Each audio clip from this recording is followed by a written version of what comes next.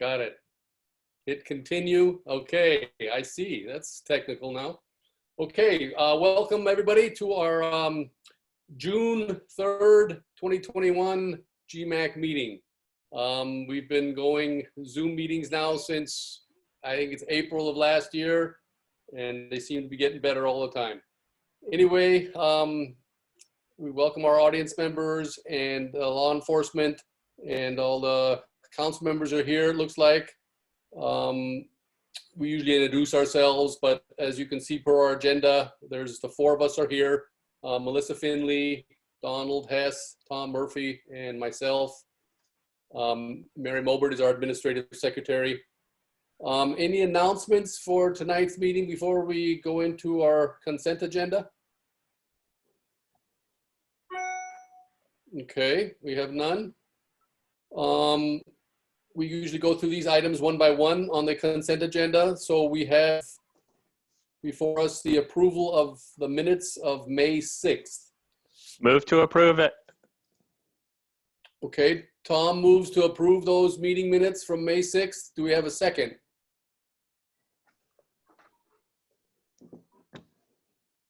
I'll second that. Okay, Don seconds those meeting minutes. And I'll call a roll vote, okay? So Melissa? Aye. Don? Aye. Tom? Aye. And Robert, myself, aye. Okay, those meeting minutes from May 6th have been approved. Go on to, our correspondence. We received notice of 2 THPs. One of them is apparently near the Gualala area, but from what I'm reading, and we'll be covering it further down again, I think, under number 6G on the agenda. We've received this correspondence. Let's just leave it at that for now. Let's go forward with approving our agenda. So we're down to 2C. Can we have a motion to approve tonight, June 6th? I would like to make a minor June 3rd. amendment.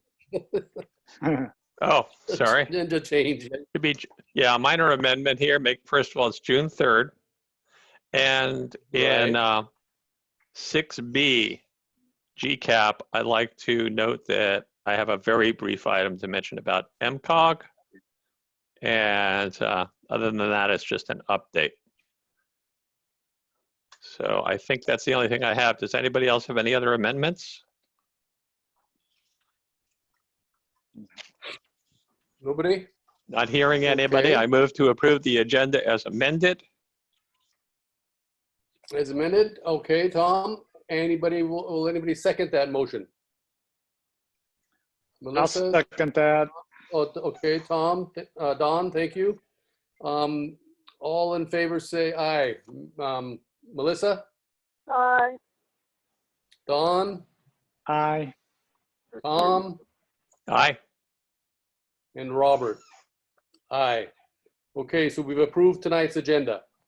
Let's move on to public input on non-agenda items. Is there anybody on the council or our secretary, our administrative secretary, or in the audience that has anything to say about anything that's not on the agenda? You've got 3 minutes.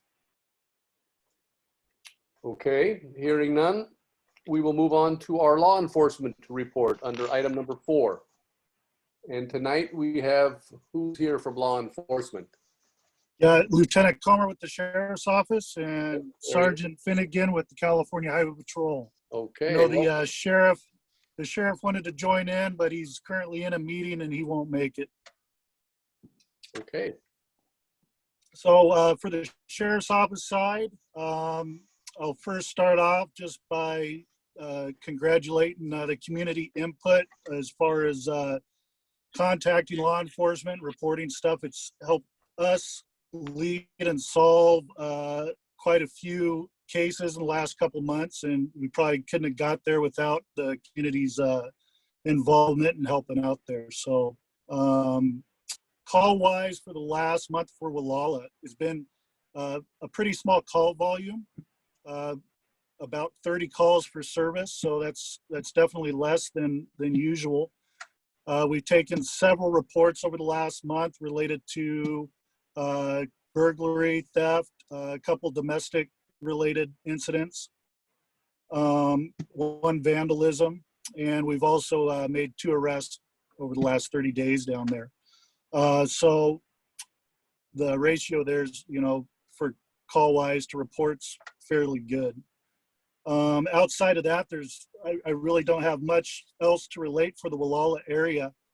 We've been kind of focused on the individual that is, his whereabouts are unknown.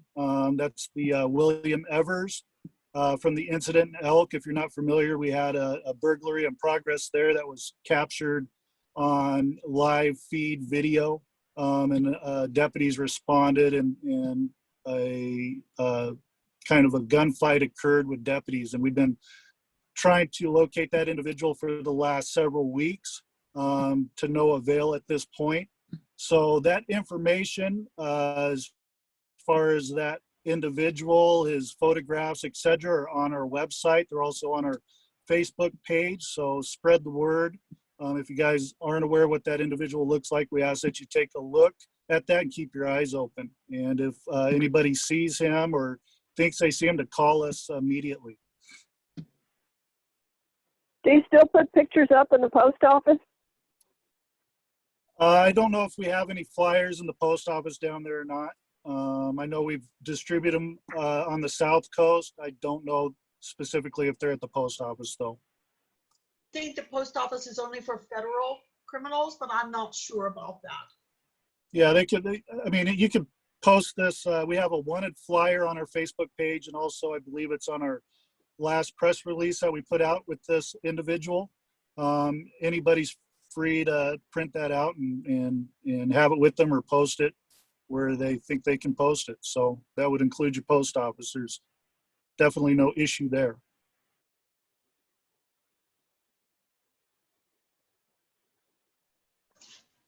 So, JD? Yeah, Lieutenant, where is the suspect from? Is it Evers is his name? Yeah, William Evers. So he is a parolee at large. His parole was out of Redding, California. So I don't know where he's originally from, where he's been the last year or something, but that's where he's out of as far as his parole status is concerned. What was his prior conviction? I believe it was assault or threat related. Okay, great. I got to say, every time I see a guy with a red beard now, I'm like, is that him? Is that him? Yeah, and the photos. It may not be red anymore. Right, and after we identified him, you'll see the photographs that the most recent ones that we published are him without a beard. So never assume that he's still carrying a beard around with him. He could have shaven that beard off and be clean shaven too. So kind of keep that thought in the back of your mind. Okay. If he has 2 brain cells to rub together, he shaved it off. yeah. Okay. Anything else, JD? That's all I have for you. Okay. Well, that'll help facilitate a shorter meeting this time around. Okay, thanks very much, JD. Or anybody else have questions for JD Comer? Mary? Okay. I just want to say thank you for being there. Yep. It's really great. And Thank you, Mary. I'm glad that you have less calls from here. Last month was a heavy duty call time, so I'm glad that you're having less problems down here. But I want to thank both of you gentlemen for being here and for doing what you do. Thank you. That call volume kind of bounces around in between all our coastal towns here. So you guys were the lucky ones, I guess. Well, I'm glad you shared it with us, all those dispatch numbers. So we got plenty of places to call. Okay. Good, good. And 911 is difficult to remember. no, that one, there were the other ones too. But it's good that the community is following up with the law enforcement too. Okay, well, then thank you, JD. We'll move on our agenda. We'll see you next month. All right, thank you. Okay. You How got about, Sergeant Finnegan here too. How about the CHP officer? Oh, that's right. Where is he? I don't see his. Okay, I'm here ready and rearing to go. there he is. Aaron, sorry about that. To make sure the lieutenant fielded all his questions though. Not much to report from the CHP side of things.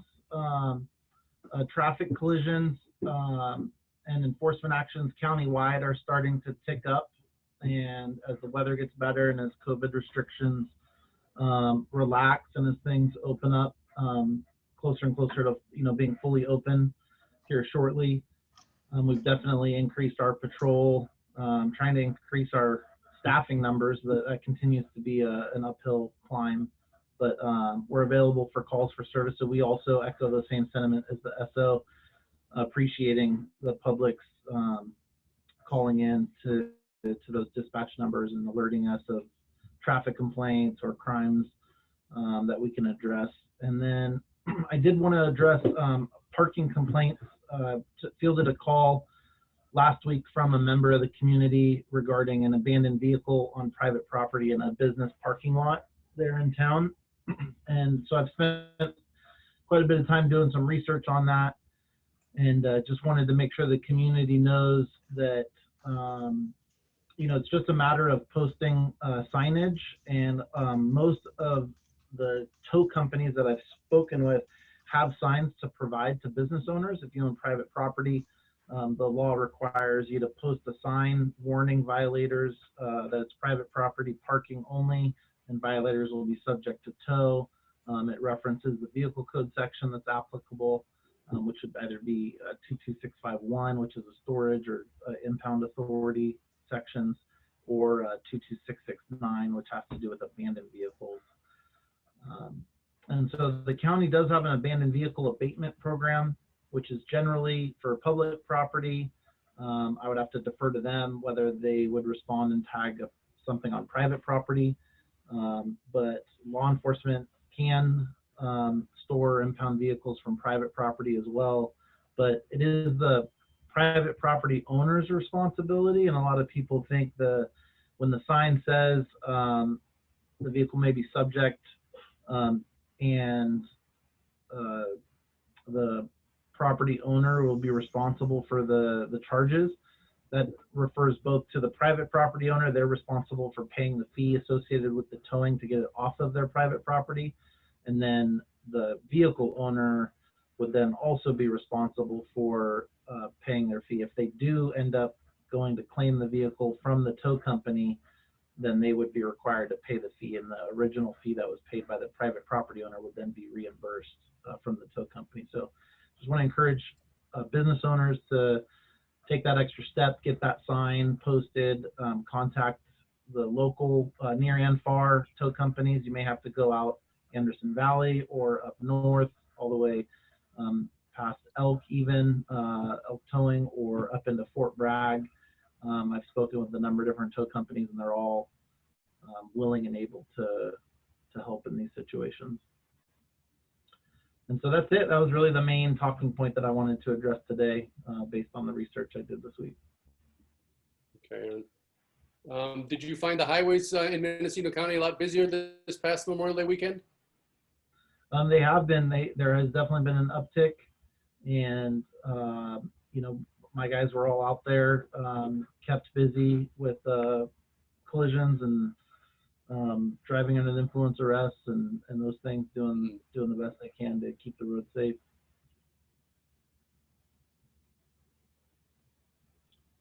Okay. Anybody else? I have one.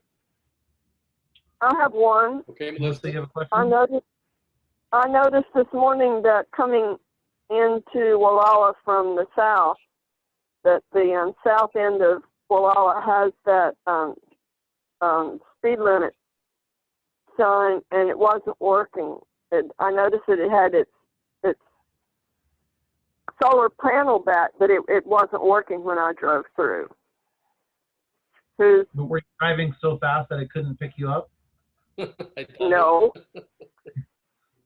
So that would be, that's administered by Department of Transportation, so Caltrans or DOT. Okay, it's Caltrans. the ones All in right, charge of that's- maintenance. That's what I thought, but I needed to ask. Thank you.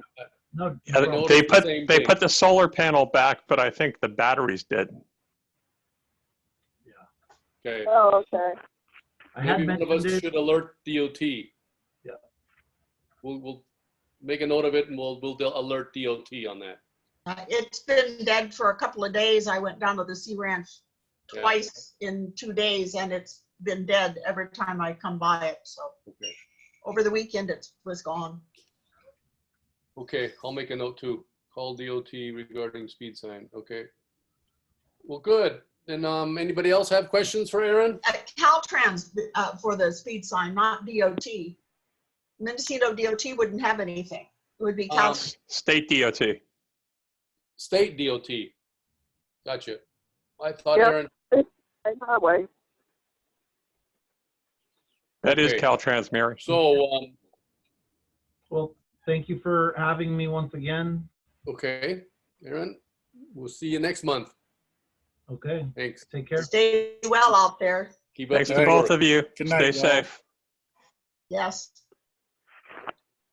Okay, folks, we'll move on now to our permit applications under item 5 of our agenda. The first one we'll be covering is coastal development permit application 2020-0036. That's Caton Curtis, and that's located at 38050 Old Coast Highway. It's a standard coastal development permit to construct an addition to a single-family residence and conduct repairs and maintenance on a legal non-conforming cottage. It's a second residence on the property with an attached garage. Also, follow up on an emergency permit 2020-0004, a standard coastal development permit request to remove 11 dead cypress trees on the northwestern portion of the property. Tom Murphy and we visited the site and we met with the owners. The owners are in attendance. That would be Ron and Vicky Caton. And usually, as is customary, I'm going to let the applicants speak a little bit about their project, and then we, as the visiting council members, we will chime in at a later point. So if you wanted to introduce yourselves and introduce your project to the rest of us, that would be your And also time your to do that. guests. I see a Jeff Heenan and a Ken here. Ken, no last name. Are they part of your project?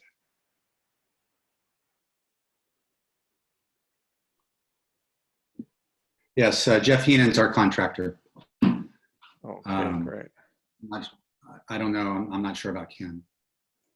Ken, can But you tell us anyway, who you yes. are, please? I'm here for, my name is Ken. I'm here for the DS residence, 38950 Ken Okay, Eaton, that's great. right. Okay. Can Eaton. So you have the floor then, okay, Vicky and Ron? Yeah, well, thank you very much. Yeah, Ron and Vicky Caton. I think it's pretty straightforward, and Bob, I think you really explained it. We're doing an addition to the existing home, going out towards the bluff, inside of the setback that was established by the geotechnical report. And then we are also going to remodel the guest house or the cottage, which is attached to the garage. No change in the physical footprint of that cottage. Just simply siding, windows, new roof, and then interior remodel. We're not moving any walls in the cottage. So that's essential. Oh, and then on the CDP for the trees, we got an emergency CDP, so those trees have been removed. They were dead. So that's, just wanted to address that so people understand that those trees are already gone. Okay, thanks. One thing that occurred to me, and this is probably just I don't know, a typo or something, but on the one page where it shows lot coverage on the application, it refers to a paved area. Now I'm thinking, I'm not thinking you're paving there. I think it's referring to the rock driveway as indicated on the site plan map. Is that correct? We're not going to do any paving. It's going to have a rock, rock driveway. So, yeah, no paving. It just mentions paved area on the application. Yeah, I think it's, Yeah, I think that it just means the driveway, I think. yeah, it'll be rock. Yeah, there's no Okay, paving. just wanted to verify that. Yeah. Okay, great.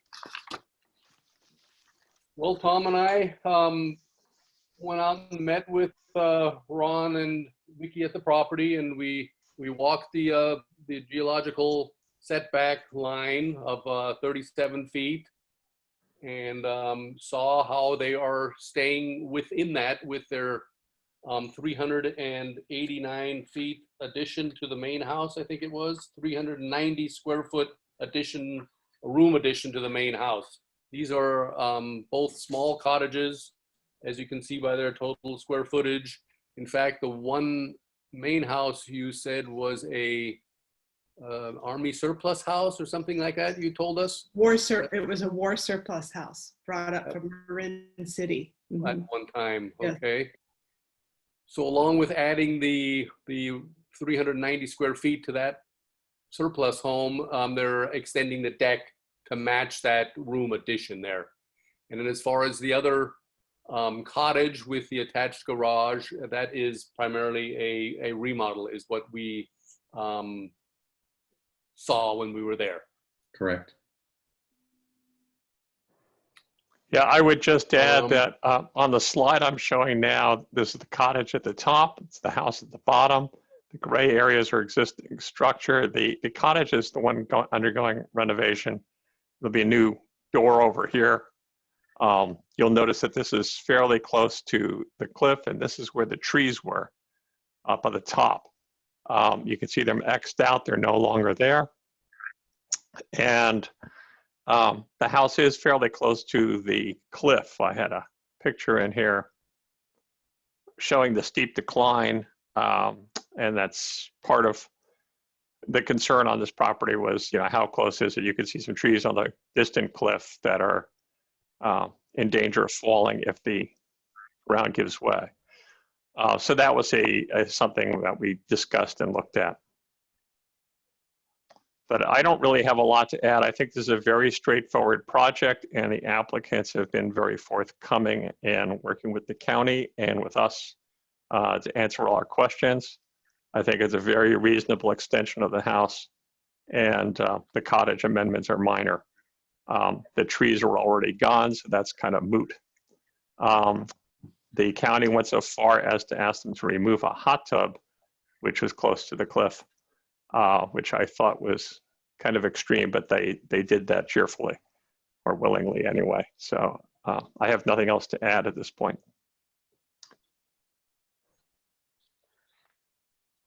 Do our fellow council members have any questions on this CDP application? Melissa, Don, anything you noted? No, it sounds pretty straightforward to me. I don't really have any comment on it, quite frankly. Okay. They are served by our local sewer system and by the water company. I have noted on 2 of our CDPs that we have before us tonight that they do always add something about water, and I wasn't sure what they exactly mean by that, the county. I don't remember what the phrase is either here now, but you know what I'm referring to, Tom? I'm afraid I don't. I could look at the application if you like. I saw something there, and I was trying to make sense of it. Let me stop my screen share and I'll see if I can find that quickly. It was just something I wanted to note.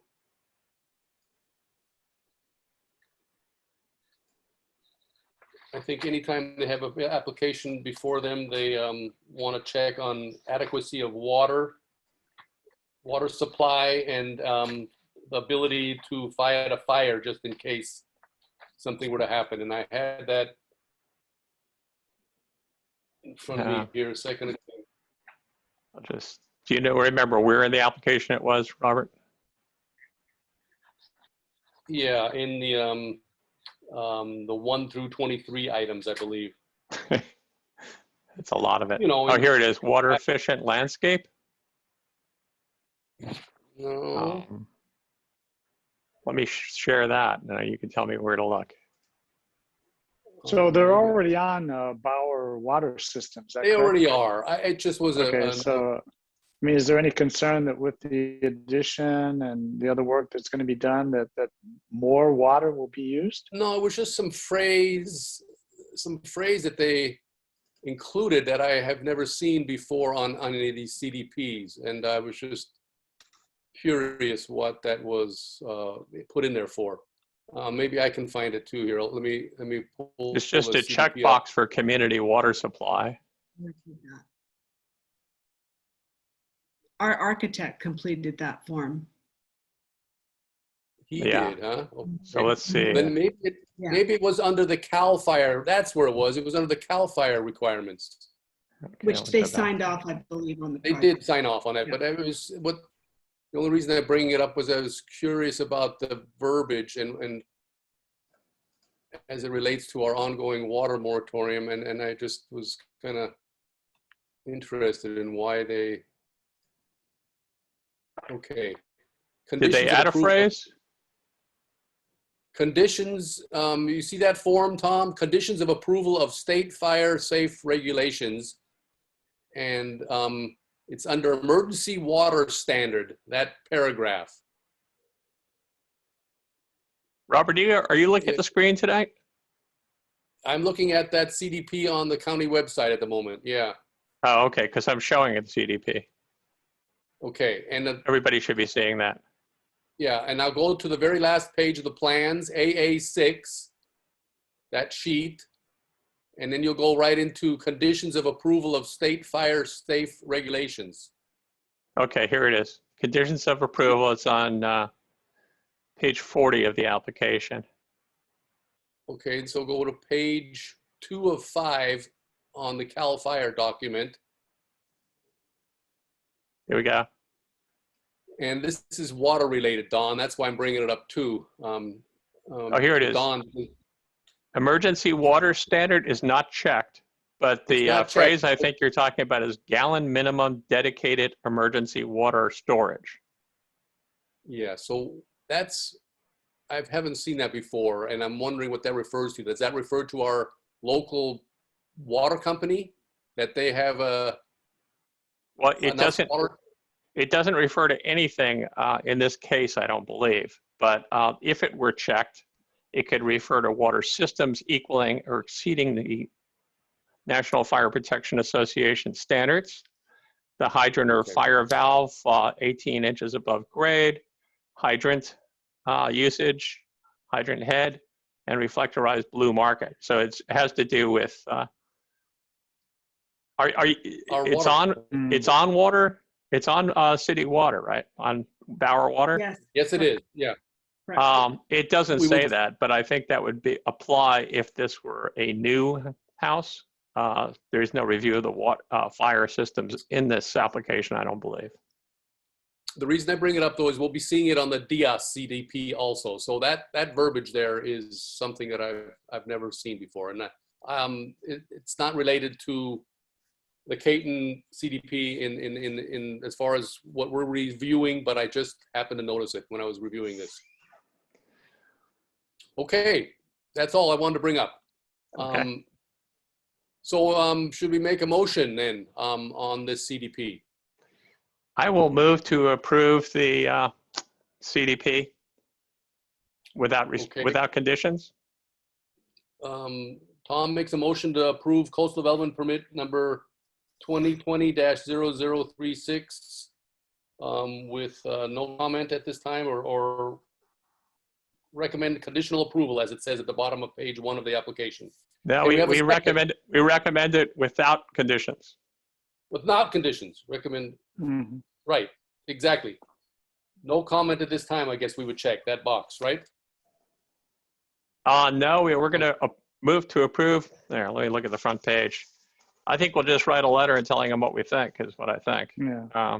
Well, what we've been doing lately is at the bottom of the first page of the application, we've been checking a box. That's And not all of us have done that.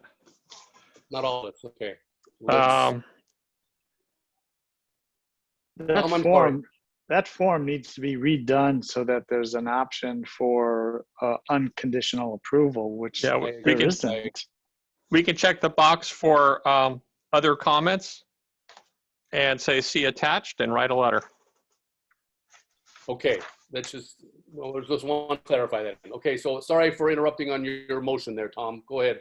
No problem. I recommend that we approve the application. I'll second the motion. Okay. Okay, and we'll take a vote.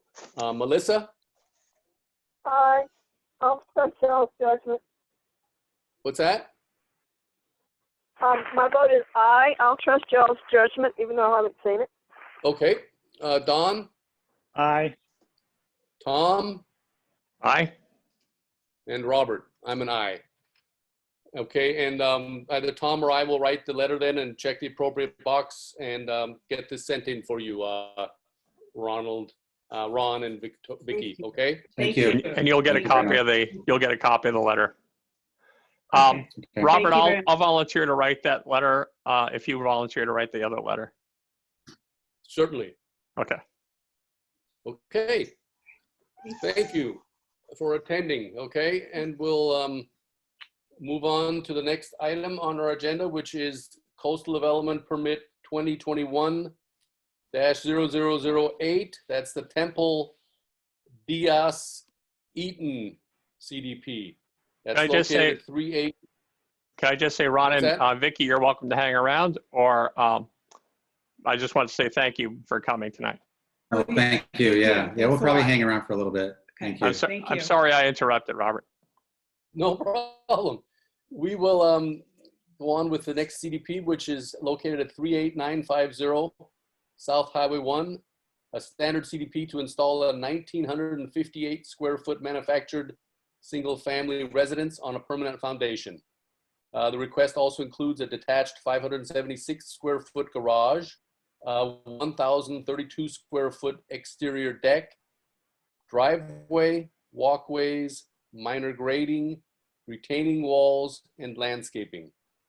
Connection to appropriate utilities, production well, and connect sewer to GCSD. Removal of 5 tree stumps within the building envelope is requested to facilitate development. This CDP was visited by Melissa Finley and Donald Hess. And then I think Mr. Eaton, Ken Eaton is here to represent the owners or the applicants. Is that correct, Ken? That's correct. Okay. Would you like to also, are the DSs here? Yes, they are. Okay. Would anybody of you three, or however many there are, like to introduce the project to us from your perspective? Well, I'd like to say that we're installing a new manufactured home that's what do you call it? It's designed with a permanent foundation, so it appears to be a stick-built home. We've built it into the hillside. We're not intending on doing any massive grading. It's going to be very minor grading just for the driveway. And then we are, we'll have a concrete stem wall, wood frame, and the deck on the west side. So the house should appear as to be just a conventionally built house when we get done. The garage is attached to the house, and so there will be a connection with the house and the garage, and they'll be walking from their utility room right into their garage. It's a nice size garage. It's 24 by 24 and well lit, and we've got exterior lighting on the project. We've got a nice little wall in the front. We're trying to do a nice job for the community, make it look nice and presentable. Okay. Thanks for that introduction. Anybody else from the applicant team like to talk about their project? Otherwise, we'll move on to Melissa and Don to let us know what they saw. Melissa, Don, do you have anything to tell us about your site visit? Well, I'm quite familiar with the site. I've been casting eyes on that bit of property since I moved here. I think it's really cool. It's got a great side of the ocean. I imagine that where they're putting the house is exactly where I would have put a house. I live in a Champion Park model mobile home, and yes, it's still built, and yes, it's just like a house. But I had a few questions about the CDP that I find a little confusing. Well, to start with, the landscaping only shows an image. It's page 6, and it's missing 5 pages explaining what the illustration means. On the additional information, it says access to an adequate water supply has not been established. I'm wondering if you're going to build a house before you establish access to an adequate water supply.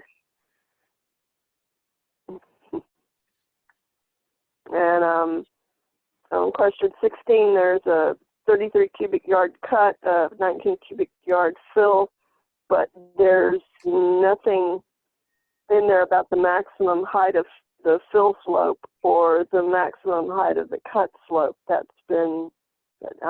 has me quite confused. And it says, well, the question asks, will vegetation be removed on areas other than the building sites and the roads? And it says no. And I'm wondering, what are you going to do where the landscaping goes? Aren't you going to be removing some of the vegetation? Even if it's just a bunch of nasty old invasive weeds. That's it. That's my only questions about the CDP. So any observations by Don on the project, and then we'll see if the applicant can answer some of those questions. well, I visited the site, I think 2 weeks ago, and of course I've seen it before. You can't really miss it if you drive through Gualala. And it's right next door to Ayurveda place, which I go to every now and then to pick up a lunch, for example. As a matter of fact, I mentioned it to Joe there at Ayurveda, and yeah, of course he's familiar with what's going on.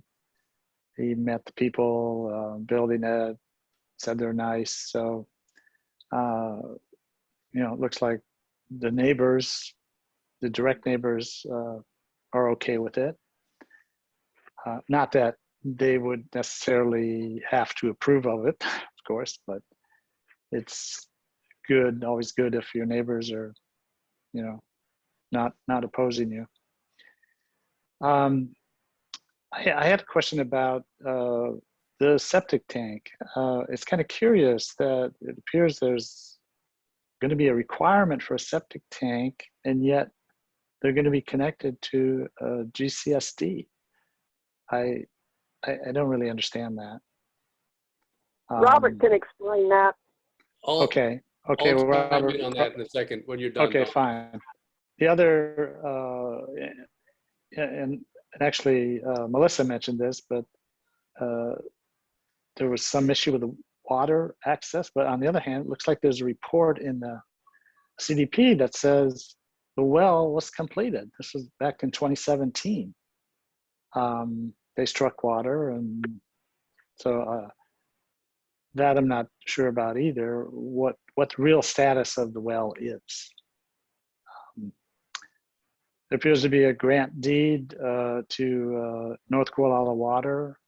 I guess that's for some water pipes or whatever that cross the property, and that's probably totally normal.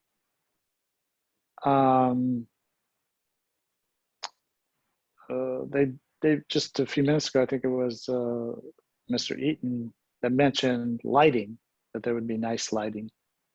Well, for exterior, will this lighting be down-facing lighting, which I think is now required? I didn't notice that in the CDP. Maybe it is mentioned, but I think that would be important.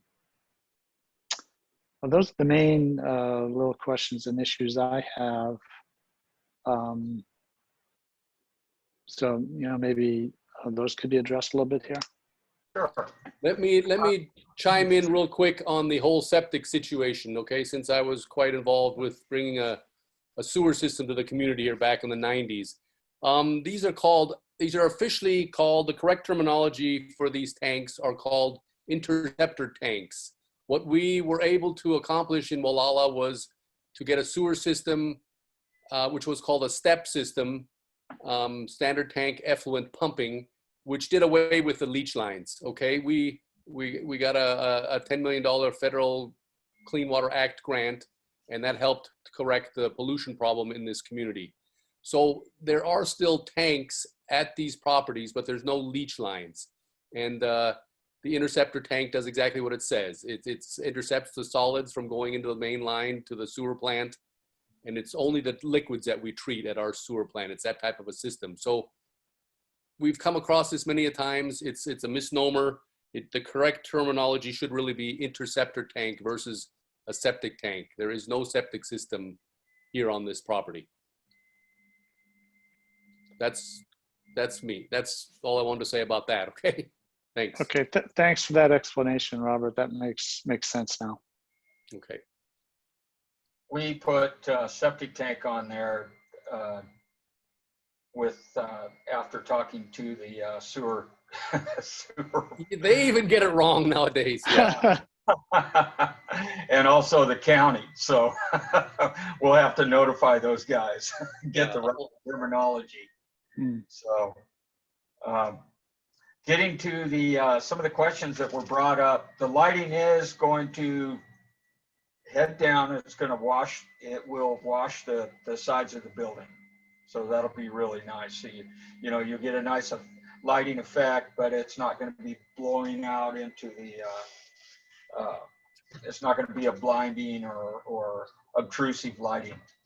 One of the things that we also talked about was any ground lighting will be down lighting also. And the landscaping, there was a landscape plan done, and it was done by the gentleman who owns the nursery up there in Gualala. And so he spec'd out natural vegetation and minimum watering for the plants. The well is complete and ready to go. We have a well approvals and permit on the well, and that was a little bit of a process, but with the county, but we got that all worked out, straightened out, and we're full speed ahead on that. As you can see on sections AA6 and AA5, sheets AA6 and AA5, it shows the sections of the buildings, or of the garage and the building and the retaining walls. If we want to scroll to that.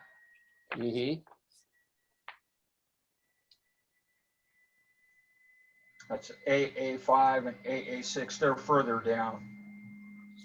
You don't have another page number on those, do you?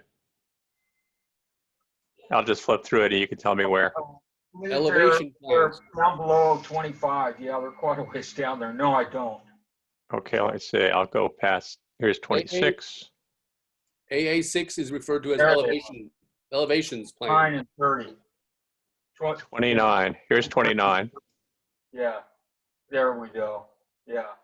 So this is you can see the north elevation. That's the front elevation right there that's facing the highway. And we have the low wall, as you can see off to the, if we're looking at the picture, elevation plan is up, and then we've got, you know, the right side is showing the retaining wall wrapping around the side. You can see the grade line over here. Yes, that grade line right there that cuts through the wall, right there. See that? Yes. Yeah, okay, that line right there, that's the maximum amount of cut that's happening right there in the highest corner. And from there, it dissipates down to 0. On the back side, you can see that we're built right into the slope of the property. No grading. It's just built right into the topo of the land right there.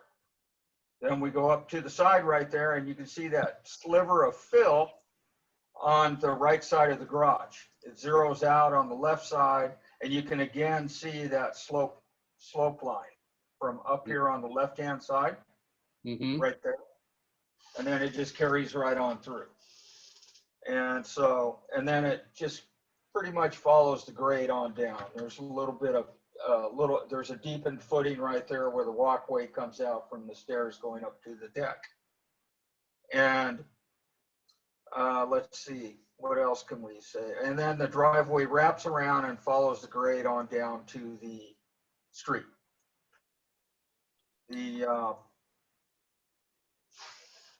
What else can I point out here for you? So any cut and fill will be used back on the site again, right? Absolutely. Yeah. Yeah. Okay. It's very minor. It's there's you know, there'd be a little bit of over-X, you know, to prep the recompact, but that's it. And so it's I think we did a pretty good job of putting that thing in there without grading this big huge pad and so on. There's the garage. It's a nice garage. Got a little workshop area on one side, so that Joe's got room for, you know, cabinets and tools and things. And then it's deep, you know, and he's got an electric vehicle charging port in the rear, and so Excellent. yeah, it's going to be a nice house. Speaking of electric vehicles, though, I didn't notice this, but will you be putting solar panels on the roof? Well, we didn't intend to. We don't intend to. So so far that hasn't come on. So far that hasn't become a requirement with the building department. I thought that was I thought that was now a statewide requirement for all new construction, all new housing construction in the state. It's manufactured homes have different requirements, and they're under a different set of rules. So I'm not sure that it's something that we have to concern ourselves with.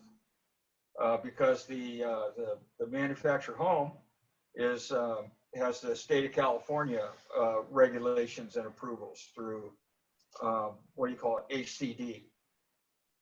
So that's beneficial in a lot of ways for us, and you know, then also what's beneficial, the fact that you aren't required to put solar panels on the house? Yes, it's kind of an odd way to look at it. Well, we're not having to experience. We're not having to experience that expense. It's an upfront expense, but yeah, it pays itself off in less than 10 years, easily. Yeah. That always depends, John. It wouldn't pay off for me to have solar panels on my house. Well, your house may not be large enough. I don't know, but in any event, my electric bill's only about $8 to $11. I would never recoup any expenses I put in on. Okay, but this house that we're talking about, it has an EV charger, so they potentially would have an EV plug-in or a full battery electric vehicle.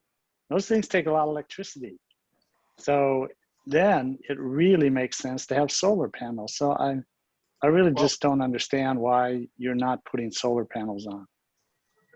Well, And the price of solar panel installations have really gone down. I'd like to comment on that electric vehicle cost. We have one. Yeah. And we charge it from midnight to 4 in the morning, and which is the least expensive charging time. And we have not even experienced the additional cost on our electric bill. And we drive the car every day. We take it out and we drive it and we use up the miles on it. Now, it's not a full electric vehicle, but it is Prius Prime. And Okay. so it goes. It's funny you mention that. It's funny you mention that because I have the same vehicle, Prius Prime now. Yeah. And it's a small battery. You know, it's only 8.8 kilowatt hours. So it's small. It doesn't take that much time to charge it. But if we're talking about a Tesla or something larger, you know, with a 90 kilowatt hour battery, then we're talking some serious juice to charge it up, provided you drive it and, you know, use up the battery. Any event, I don't want to argue with you about solar panels. If you've decided not to do it, that's your decision. I just think it's, you know, it just makes so much sense to have solar on your roof these days. That's all. Okay. All right. Well, you know, if it's a county requirement, then of course we'll have to deal with it. But if it's not, I don't know that the owners are ready to experience that additional cost. Yeah. Right now. I mean, you can obviously retrofit them on after it's built. Anytime. That's correct. The house itself is brand new, and it's going to, you know, it's got a lot of energy efficient items right now coming, you know, right out. Will it? Yeah. By the way, will it be all electric house? I believe that we are thinking that it will have gas and electric, but that's something that we need to discuss. Well, that's another area, you might want to think about, because the future is all electric. And by the way, speaking of panels again, just one last comment. Have you seen all the panels on the Ayurveda building? No. I mean, they must have 20, 25 panels. And they have 2 EV chargers. They just put them up and they love them. I mean, great. What about where's all the wind power up there? Don't you guys get a good breeze? I love Sacramento, so I don't. But I know that you guys are right on the coast there. I was just curious. We definitely have wind, that's for sure. Yeah. We need those floatable wind power. Yeah, those I've been hearing about. Yeah. Anyway, so what sort of plans do you have for that you're going to be installing for your landscaping? Since page 1 through 5 is missing on the website. Well, I think we should get that over to you because there's quite a list, and it was prepared by. I think that's a good question, Melissa, because hopefully the plantings will be either A, native, or B, drought resistant, and nothing else. We have such a water problem in Gualala in this area that really the best way to go is pure native. That's the way that once they're established, you really don't have to water them at all. That's the way it was designed: native plants and water resistant plants. Okay. So, I noticed it. Go ahead, Melissa. I noticed that you'll be keeping that that short but large palm. That is one of the coolest looking palms I've ever seen. What kind of palm? What about it? The palm tree. It's short but it's stout. It's very attractive. I noticed that was one of the first things I noticed about that was that palm tree. The one that's the single one. The small group you're going to be moving. I noticed that. Well, we'll have to look Which is into what we can do to move it. Palm trees are fairly receptive to either, you know, if we keep it where it is, or if we do need to move it, they're pretty receptive to being moved.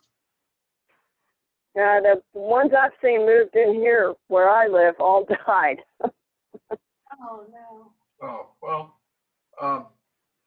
I've been involved in a lot of land development down in Southern California, and we would use a lot of huge palm trees. And the trick with a palm tree is to cut out the base, a nice big base, big thick root ball on the bottom. So you cut it out depending on the height of the tree. So there's a perimeter. Well, according to this, you're not going to move the large, the really, the singular palm, the palm that's just got one stem, but it's short and fat. Mm-hmm. It's the group of small palms that you're going to be moving.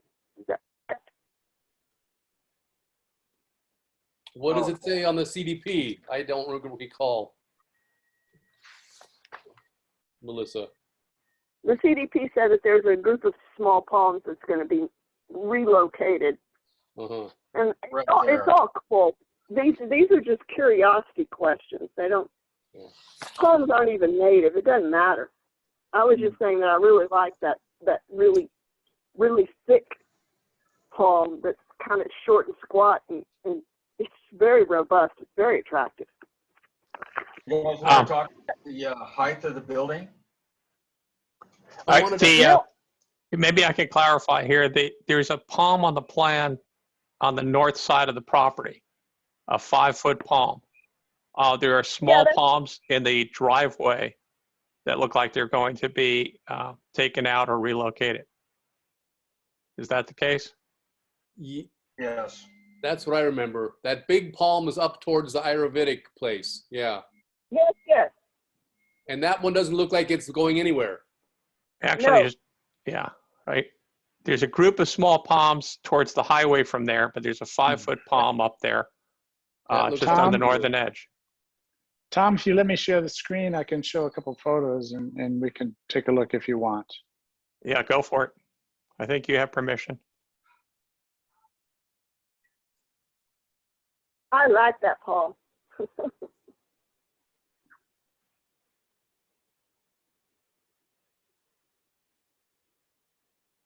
Okay, so these are the palms we're talking about here. Yeah, that would be the small group and the bigger one on the north end of the property. Let's see.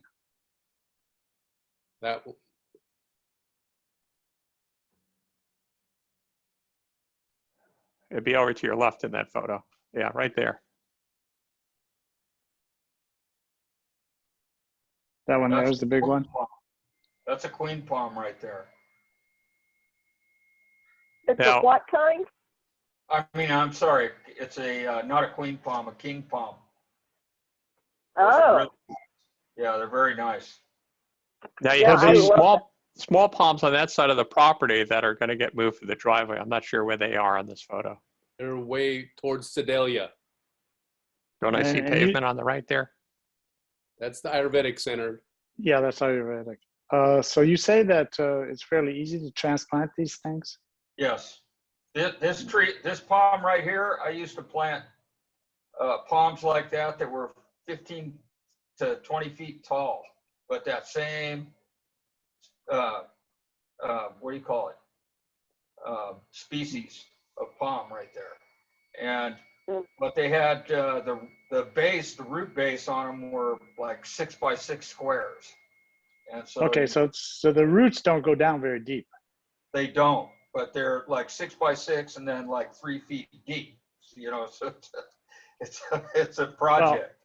Well, okay, once you transplant them, do you have to water them a lot?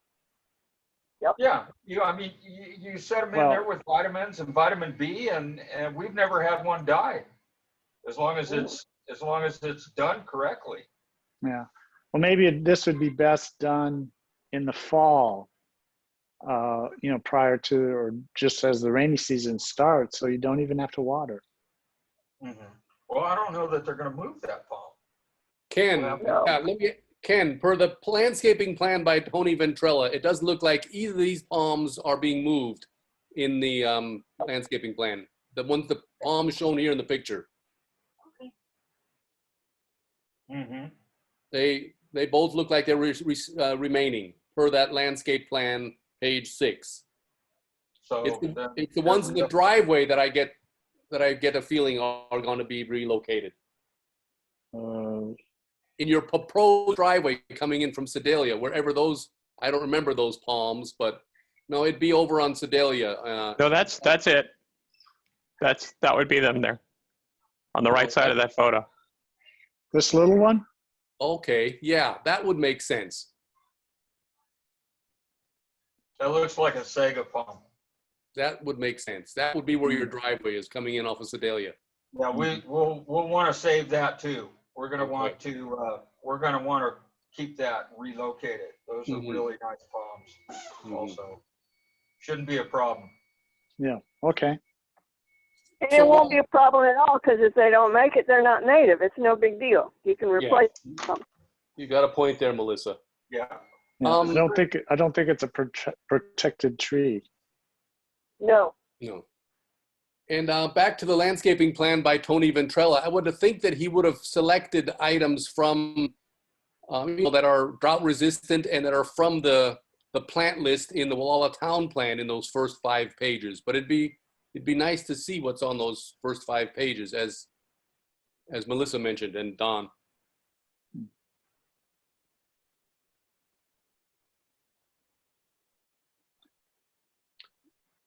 Well, The other thing I wanted to Hey, okay, here's now.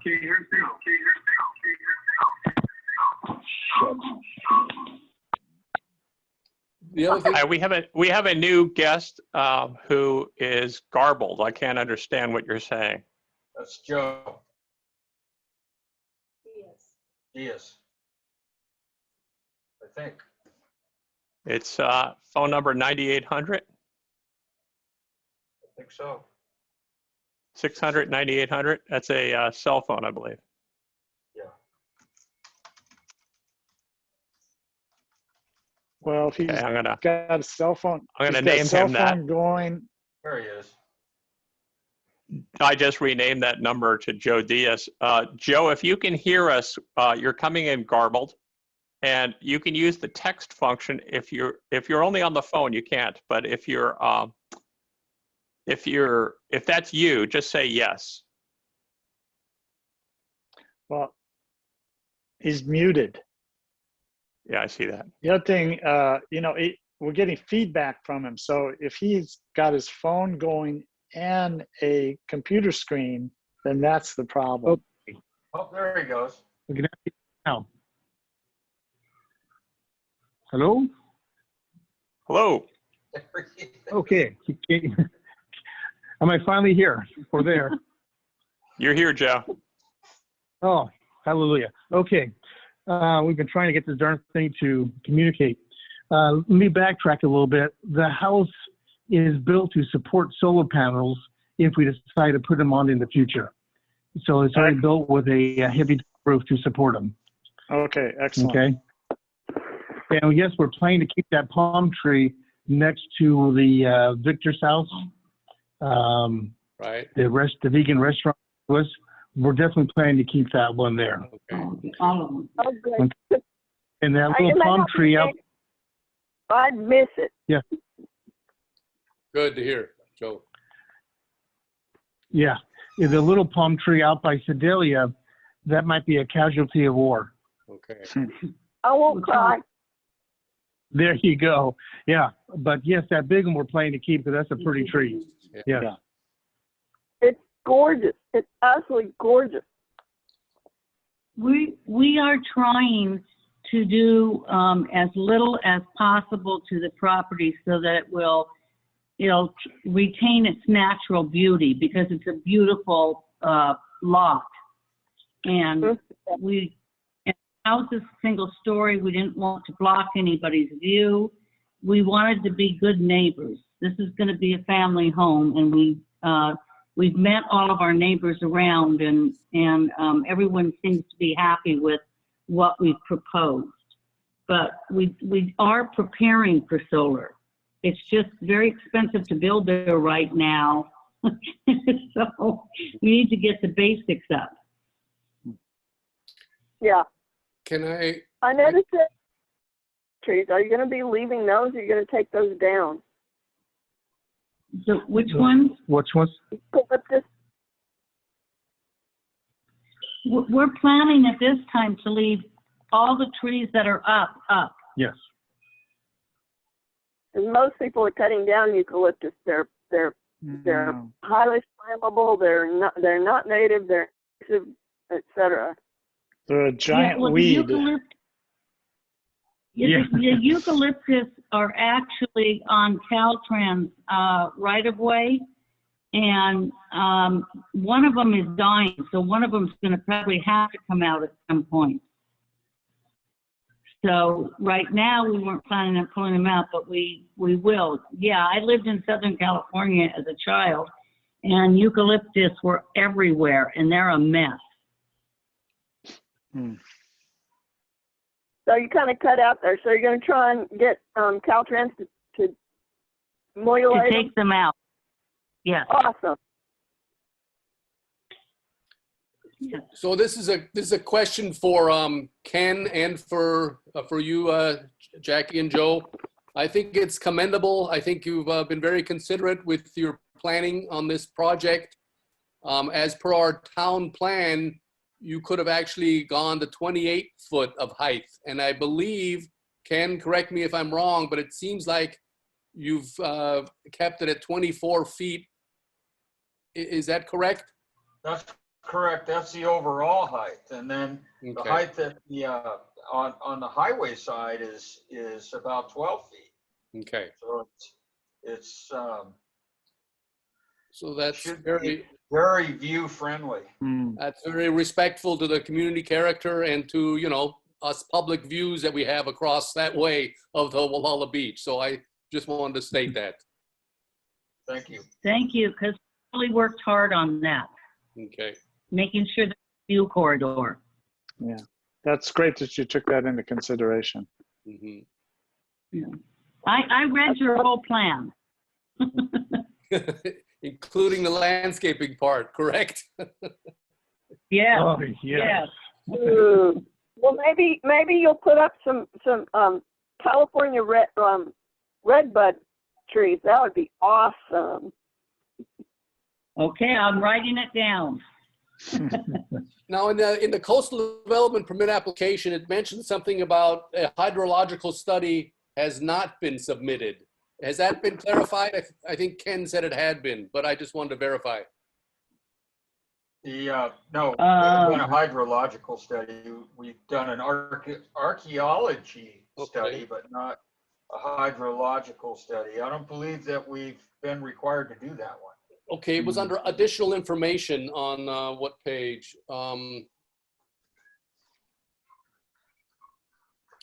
Access to an adequate water supply has not been established, but we know there was a well there that had, on the well report it showed 5 gallons a minute. So that probably was covered. Okay. Is that adequate water supply? That's well, we are also going to have a holding tank.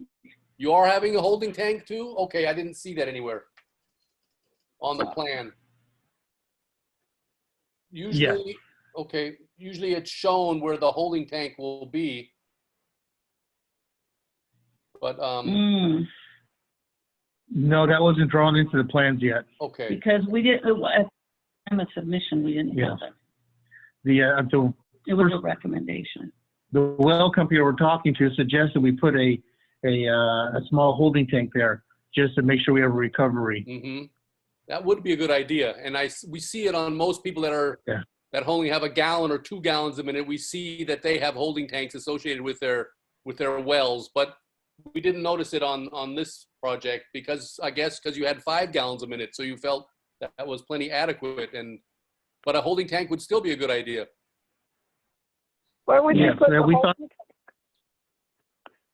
You have to put it down on the lower side. Lower side, uh-huh. Okay. Uh-huh. Which would necessitate a pump to pump it up to the house, right? That's correct, yes. Yeah. Well, it would go, the pump coming out of the well would go to the tank, and then there'd be a pressure pump and a pressure tank right there by the holding tank. Or maybe it'd fit under the deck. Maybe. Probably. Anyway, do we have any more comments from the council members that did the site visit, or from myself or Tom or anybody else in the audience? I have a number of comments and questions. Okay, Tom. All right, first, on the septic, Don, can I have the share back, please? Oh, yeah, sure.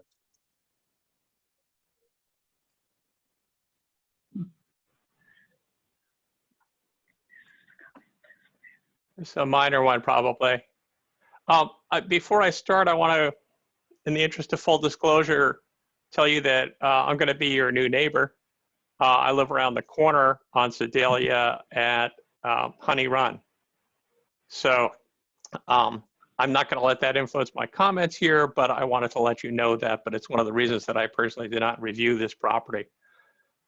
So Tom, maybe should you recuse yourself? I'm just No, kidding. I don't think I need to recuse myself. I did want to disclose that I do know the property very well, and I'm happy to see it developed. I saw the well go in and have been curious ever since as to what will happen. So you're seeing my screen now, right? Yes. Okay. So No. just for, no, you're not? Yes, we see it. Okay. So the well is up here on the north side of the property, not far from the palms. And the holding tank, as I understand you're saying, would be back on the Sedalia side of the property? Most likely. No, we're thinking about putting it to the left of the palm tree. Oh. Down in that building. So that would be up towards the We're Ayurvedic thinking about Center? That'd be Victor's, the vegan restaurant? Yeah. Yeah. Yeah, okay. So Mhm. that would be on the highway side of the property near the Ayurvedic Center driveway, which is, I think is the appropriate size. Just for folks who don't know the neighborhood, this is Sedalia over on the left side. This is the highway over on the right side. And this is a very steep hill going down towards the ocean. So the water, having the holding tank above the property makes it a great deal of sense. It does, yeah. It would be interesting to know what the size of that tank's going to be, because it would be, unless it's behind the palms or the bushes, pretty visible from the highway entering town, which is not uncommon in Gualala. So Well, I'm not saying that's a negative. I'm looking at the at page 6 of the landscaping, and it looks like there's the palm, and then to the left of that a bush, and then to the left of that J. There's a line J that Tony drew in. Around there, is that where you're talking about putting a holding tank? That makes a lot of sense. Yes. Okay. Yeah, and yes, then- that is. Yes, that's where we were looking, and then maybe having some foliage in front of it. Yes, because that J line looks like it would that line between, there's a line and there's 2 green dots. If that's a line of foliage, it'll definitely, and the bush, between the line of foliage and the bush, you won't be able to see it from the road, barely see it from the Ayurvedic Center. Okay. Yeah, I think that's very reasonable. My second question was, I just wanted to comment on the solar, since I live around the corner and have even more exposure to the sun. This property is a little bit shaded, but we looked at solar last year or 2 years ago, and the cost benefit, we were very eager to do it, and the cost benefit does not make sense in our case. In this case, you would be almost directly looking at the south with your roof exposure. So unless you put in a ground-based system, it would probably not be totally efficient. Going on to another point, and I don't mean this critically at all, but I'm also chairman of the Housing Committee, Housing and Economic Development Committee. And you may or may not know, we have a huge problem with housing in this area, especially for workers. And one of the things I've been wondering over the years with that well, because it has water, was whether somebody would put in a multifamily unit on that lot, given that it's across the street from the condos, across the highway from the condos, I should say. And it does have an impressive view. So I'm, as a neighbor, I'm fine with the idea of a single family home. But as a council member, I'm wondering if you looked at the possibility of multifamily housing and decided not to for that reason or whatever. Could you comment on that briefly?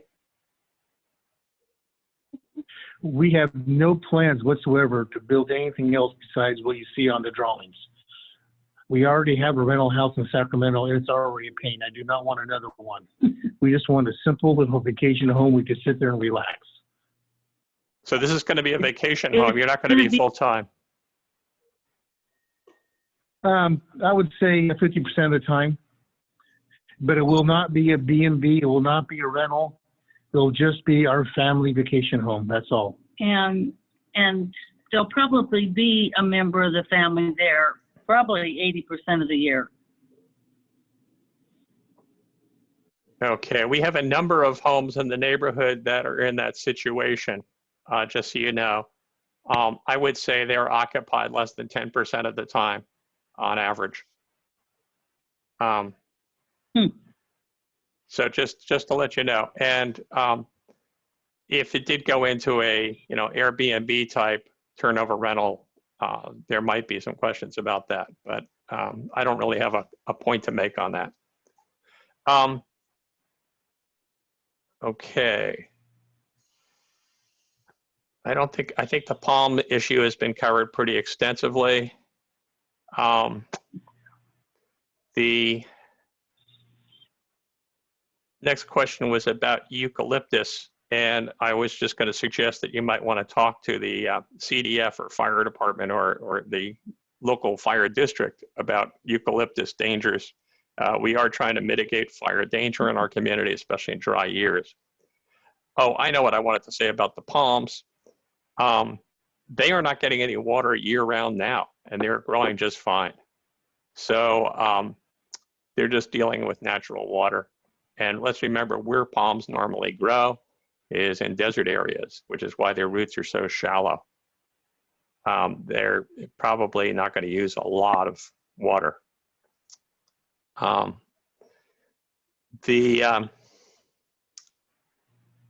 the well is 5 gallons per minute, which seems adequate, especially with a storage tank. The storage tank is probably almost mandatory. Just to give you an idea, if you run a sink, it runs about 1 gallon a minute. If you run a shower, it's running maybe a couple of gallons a minute.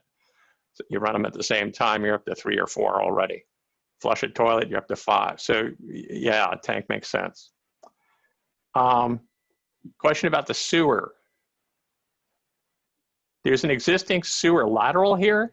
I'm looking at the diagram I'm showing you here, and I see a sewer lateral connection over on the Sedalia side of the property. But I see the storage tank down below and to connect with existing sewer. Is that a new lateral? Are you not using the existing lateral? What's the situation there? We were informed that the sewer lateral was higher up on the property, so that will need to be, I will move that sewer lateral that is showing down there closer to the driveway. It's going to be further up the street. The sewer lateral is further up the street, according to the sewer company, sewer district. Yeah, so the septic tank is downhill considerably from the lateral. So it would need a pump to go back up to the street, to that other existing lateral. And Robert, am I correct on that? Do you know? What I think happened there is when this property was owned by the previous ownership, there might have been a pre-existing or a sewer lateral put in. Mr. Sundstrom owned the property. He was the chairman of the sewer district for many years. I think it'd be pretty easy for the sewer district to put a new sewer lateral in and connect to the main line further down Sedalia. What do you think, Mr. Eaton? Well, from what we understand is that sewer lateral is down more in line with the septic tank. It is, okay, so that's not the correct sewer lateral location, okay. Right. So that's not the correct location. I need to move that sewer lateral in line with the septic tank. Okay. Okay, Makes great. sense, right, it should be downhill anyway. Okay. Did you have any issues with Caltrans on the setback from the center line of the highway? There was talk about a sidewalk having to be put in and things like that. Do you recall? We called Caltrans up and I spoke to them. They will not support any idea of putting a sidewalk on their easement. But they want to reserve that space for in the future, I believe, though. But you have quite a setback there. You have the 30-foot setback from your own property line, and then the additional 20-foot setback from, I think, the center line, right? Yeah. Yes. Okay, so that gives them plenty of room for any plans they have in the future. Tom, I'm thinking about the extension of the streetscape going further up to the top of the hill in Gualala here. Yeah, I think that's a really good observation and something that you guys should go over with. Well, you can call Robert and I, who are on the streetscape committee, for some bases on that, but you probably want to talk to Caltrans. Eventually, and you said you read the town plan, section 3 is about includes part about the streetscape, and in the original town plan, it does talk about extending past that property. There'd be a sidewalk, bike lanes, and but the roadway would stay about the same width. It would be 30 feet off the center line. So I don't know what that is from the center line back here. It's probably 10 feet. Right now, Robert, the lane is 11 feet, and then there's a little You've got a 40 F. highway. Caltrans has a 40-foot easement and that stretch of Highway 1. So okay, so if they have 40 feet, so 20 feet back from the center line would be their easement. Yeah. That's probably halfway into your house. It's to the property line more than likely. And then there's another 30-foot setback from their property line and Caltrans's easement. So what it looks like. Okay. But regardless, there's plenty of room for Caltrans down the road to do any further streetscape improvements, it looks like, in that 20-foot width. Correct. Yeah, I would tend to agree, but it's something you as property owners may want to investigate. And they probably have. And that's probably at least 10 years out before we even start planning for that. So you're probably cool on that score. So any other questions of the Diaz's or of Ken Eaton? Melissa, Don? Thank you for visiting the site. No, I have no further questions. Okay, Melissa? I know what, well, I still would like to see the page 1 through, I'd like to see page 1 through 5 of the landscaping. Although that won't change on it. I'd just like to see it. Okay, maybe Mr. Eaton or the Diaz's can get us that still. Sure. We certainly can. Okay, because we're just wanting to make sure that all those letters refer to native species, I think is where you're coming from, right, Melissa? Yeah. I Okay. want to see the plants and everything. Okay. Okay, because we gave the list of the species of the recommended from the town plan. You had an appendix. Right. And we gave that to Tony when he did his designing, and we said, you know, we want you to use these. Right. Okay. So, and we did put, I think we have page 5 here that's a plan. So we have, I don't know how that got left off, but we'll send it on to you. Could you send that to Mary? Could you send that to Mary Mulbert and then she'll distribute it to us? To Mary, yes. Okay. Thank We you. actually sent I would that be in. happy to do that. I would be happy to do that. Thank you, Ms. Diaz. Thank We you. actually sent that information in to the planning department. We're as surprised as you are that it's not in the package. Okay. Okay. Yes. So, yeah, like, I just want to reiterate, I think you guys did a great job on this project. And if we have no other further comments from anyone, I think we're prepared to make a motion. Is that correct? Everyone? Yes. Yeah. Okay. Why don't I try a motion here, okay, since I didn't walk the site? I recommend advisory approval of coastal development permit 2021-008 and as presented. Anyone like to make a second on that? I'll I'll make second. a second on that. Okay, should we take Melissa's second for a change, Don? Yeah. Let Melissa Okay. second that one. Okay, so good. Let's have a vote on this. Melissa, Aye. Don, Aye. Tom, Aye. and Robert. I'm an aye. Okay, thanks very much Thank you. for your Thank presentation you. and good All luck right. with your project. Don't Yeah, And, forget and I to look welcome, forward- welcome to my neighborhood. I'll be driving by there almost every day. So there you go. Who's going to I rent look Well, the we'll, county?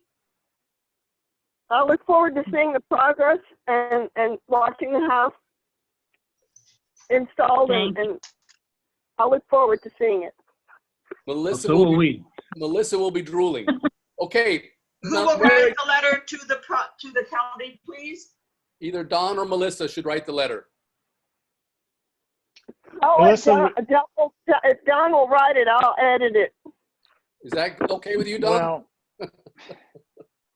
Well, personally, in all honesty, I'd prefer if Melissa would take care of this because I am swamped with personal stuff right now. I just have very little extra time. Melissa, take it on. I'll help you if you need help, okay? Okay, I think all I really need is, I don't know. Yeah, I'll need some help because I don't know how to, Okay, I'm kind of we'll foggy about that. we'll take care All of it. I need is the first page printed up so that I can mail it in. Right. I don't have a print. Review it with me, Melissa. We'll take care of it. And Don, you're relieved of that. Okay, thank you. Okay. Okay, so let's move on, folks. We're doing good here. Down to our next coastal development permit application, which is 2020-0003. That's the Holberg-Olson project. The location on that is 46801 Iverson Drive. I'm sorry, Tom, usually you thank our applicants for being here. Thank you again, Jackie and Joe Diaz, for attending our meeting. And to you too, Ken, and also to your contractor. Yeah, thanks to everybody. Thank you And for all your help. I will look forward to seeing you as neighbors. And thank you for paying so much attention to the landscaping. That's a personal note, but I'm sure you'll do a fine job. Look forward to seeing it. Okay. Thank you. Thank you much. Okay, so this Bye-bye. this location that Tom's showing is 46801 Iverson Drive, Gualala. And this is a coastal development permit application to resolve code violations, including removing vegetation, 29 bishop pine trees within a presumed bishop pine tree forest, ESHA, environmentally sensitive habitat area, construction of a ground-mounted solar and other accessory structures within a presumed ESHA or its buffer, and removing a second unpermitted kitchen, and establishing that a number of bedrooms be equal to the permitted septic capacity. So there were quite a few additions done to the interior of this home, which made it exceed its septic capacity. Not to mention a second kitchen was installed. Tom and I did not get to visit the inside of this home, but we did visit the property. And Tom was going to have a slide presentation, and I was going to speak about it a little bit, right, Tom? Right, right. Let me just run through. There's a bunch of slides we have, but I thought it was important to give the public and the council a view of this property. Personally, I have to say that this, the violations on this, or alleged violations on this property, the types of things that really upset me as a council member. And I will quickly go through a bunch of slides here, and then Robert will come back and talk about some of them. And Robert, when you get to that point, you can tell me which of the slides you want to go back to. Okay. So this is where the property is, up Iverson on Iverson Drive. This is several miles north of Gualala. Here's the property from the air, Google shot of the property. And I want to point out all the trees opposite the house. Here's the house that I just showed you. Here are all these trees in that picture. There they are again in the red zone. The green arrow outlining the property. Here is a before and after of that area. This is pre-removal. You see all those trees down here. And this is after removal. And those trees are gone. This is where they were. And you can see that tree that's remaining there in the foreground is not in healthy conditions, nor is the other tree to its left on this picture. The other trees behind it show the density of this forest that existed before the removal. Now, there are some diseased trees in there too. You can see some dry branches and things, but there was a healthy forest here. It's not for lack of water necessarily, because there's a seasonal creek that's right around where Robert was standing when he took this picture. This is me out there on the property line. I'm pointing in my left hand with the papers in it towards the property line, and in the right towards the back property line. You can see all the trees in the foreground are gone. A lone tree remains, and in here I want to point out stump, stump, stump, stump, stump, stump, stumps all through here. This is the driveway. This is around where Robert was standing when he took the picture, and we're going to be talking about this outbuilding.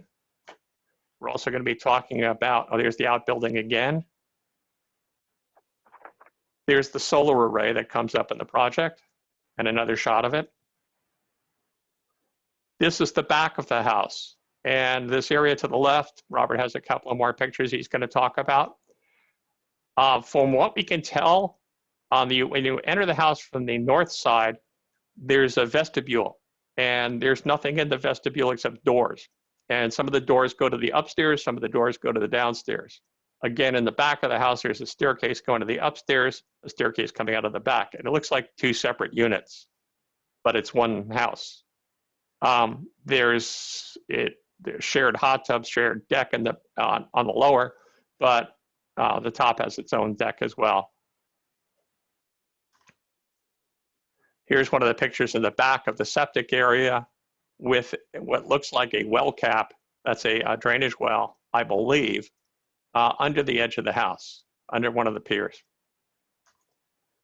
Here's another one, and that's the sewer alarm box. Well, it would go off if there was a problem with the septic. That's the back door to the lower unit, I believe, but we don't really know. And that's all the slides. So I'm going to go back to the trees, which I'm guessing is where Robert will want to start his discussion. Robert, just let me know which slides you want to go to, and I'll try to find them. Well, as per the CDP, they've involved or hired a biologist, Wynn, what was the name again? Wynn Planning? Yeah, Wynn Coastal Planning and Biology. And so they hired to remedy this, or to Remediate. to remediate this, yes. And as per the CDP, it talks about 29 pines that were removed here on this parcel. And Tom's pictures or the other pictures that we were showing you earlier showed what was presumably a healthy forest. And that's mentioned even in the biologist's report, that it's presumed that it was a healthy forest. Why they were cut down, it's possible that some of them were diseased and somebody just decided to cut the rest of them. I don't know, but that's part of what this coastal development permit is about, is to resolve the code violation of excessive vegetation removal. And it's also presumed that it could be an environmentally sensitive habitat area, this large field, this large portion of the existing property. These are 2-acre parcels that the home is located on, and everything to the northwest of this property is pretty much now barren. What else can I say? If you read the CDP, you'll see a lot of it is devoted to the biological report that was done after the fact and how to deal with this violation of excessive vegetation removal. In this particular photo, Tom's showing the greenhouse. That's apparently also a violation that was not permitted. It might be because of its square footage. Usually you can build something up to 120 square foot. We didn't measure this, and I don't remember if there's any measurements in the CDP on this greenhouse. I believe there is, but this either needs to be part of a permitting process, whether it's a permit to leave it be or to demolish it, as we're dealing with on the application for the home. The home has a second kitchen in it, which it's being proposed to remove it, and 3 excess bedrooms. It's only a 3-bedroom septic system. It's being sold, by the way, on the local MLS as a 3-bedroom home. So there's 3 bedrooms extra in this home that need to be dealt with and removed. The other infraction this solar array, which is per the biological report that was done after the fact, presumed to be in a Isha area also. So this has to be part of a permit process or a demolition process, depending on how the applicant or what direction they decide to go. But as the request states, they want to resolve these code violations by either permitting this ground-mounted solar array and the greenhouse, and also by removing the second unpermitted kitchen and the extra bedrooms in the home. How to deal with the 29 bishop pines that were removed, that's probably something we should talk about as a council. Tom and I have talked about it when we site visited the property. And I can mention some of the recommendations that the biologist states in her report. And that would be to restore the bishop pine forest. And that would be by way of a preliminary mitigation and monitoring plan report. And those are recommendations that I personally would like to see the applicant follow. So any other comments you'd like me to make, Tom, on these pictures? I just want to say for the public and the council, behind this fence is where the seasonal creek runs. This is quite near the house. I'm not sure of the status of the ownership of the house. I believe there was an offer on this house, Robert. Is that correct? Sometime in May? It's currently in escrow, yes. So probably do you have any sense, Robert, of whether that'll stay in escrow pending resolution of this case, or I suspect, I haven't talked to the listing agents precisely on this matter, but I presume they're pursuing this coastal development permit to remedy all the issues at this property, as would any buyer possibly or probably wanting to make sure that it's been rectified with the county, or some kind of a plan to remedy this has been achieved with the county. Makes sense. I don't think I have any other specific comments at this point, and would open it up. I take it there's nobody representing the applicant here at this. We have made every effort to contact the owner, both during the site visit stage and subsequently to invite them to this meeting, and they have not responded. Is there anybody from the applicant here? Okay, hearing nobody, I'd be interested to hear if Don or Melissa have any thoughts about this property. I would also be interested to hear anything from Don or Melissa. Well, regarding this Bishop Pine Forest, it's your understanding that these trees were removed basically illegally or without a permit, or what? I mean, Bishop Pines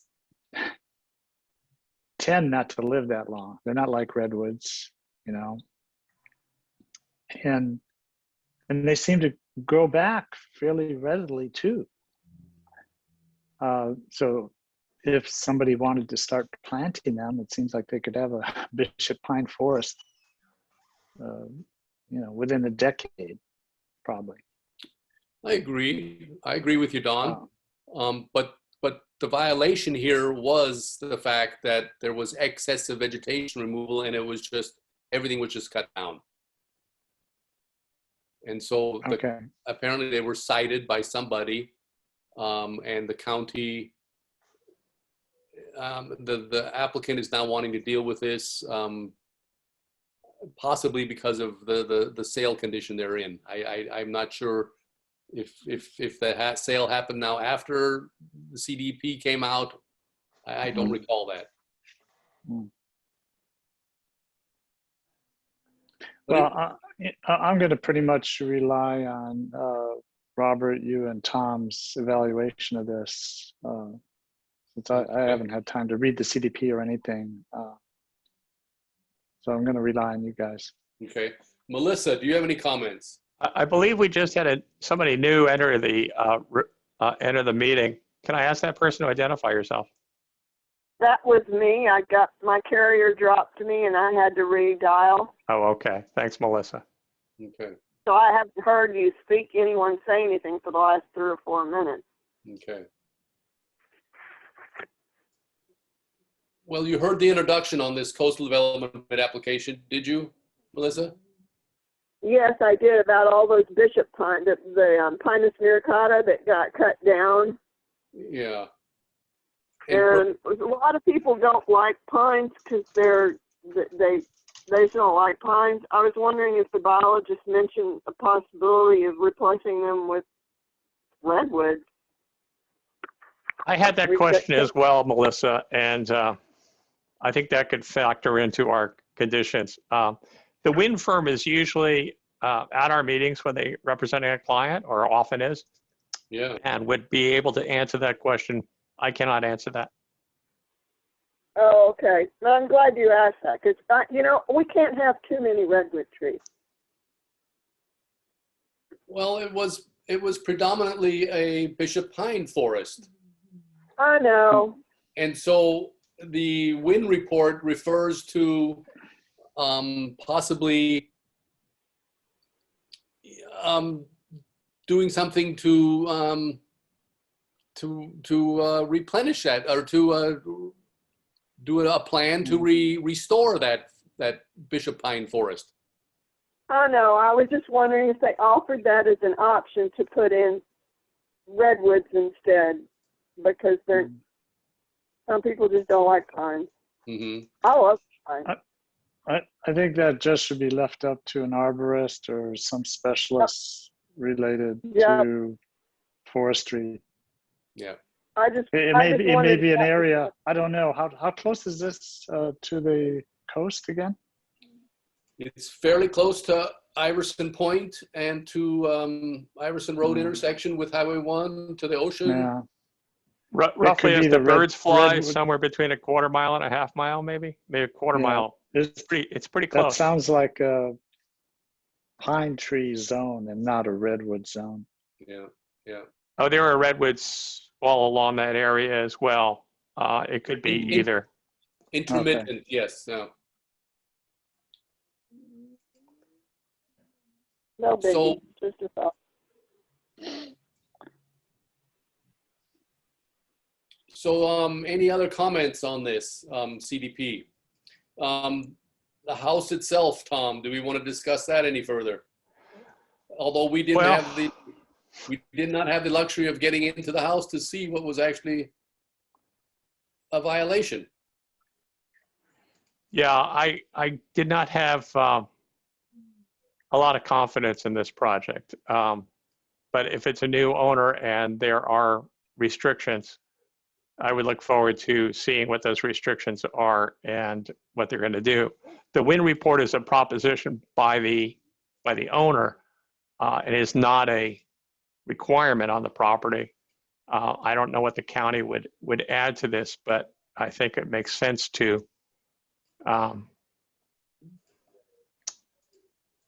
for the county to pursue this aggressively and make sure the right thing is done, whether it's pine trees or possibly redwoods or something else. You know, a lot of the pines came in because the redwood forests were cut down. So they were here too. There's a history of the project in the biological report, but it goes back to 1998. I don't see a lot more before that. I would also wonder how those trees died, whether they were drought victims or whether there's been any investigation done as to what killed those trees, or whether they were simply hacked down. It's just not enough information about that.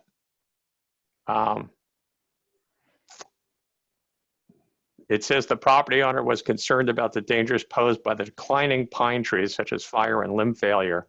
A handful of healthy trees were left at the time of the removal, however. These trees are now declining as well. The handful be those couple of trees I pointed to. Aerial imagery taken in the site visit in 2020 shows declining bishop pine stand west of the property line and healthy trees that were left standing within non-native grassland in 2018 that are now dying. And I pointed out that there were some trees in the background that were that do seem to have some problems. I'm going to skim through this and see if I see a summation.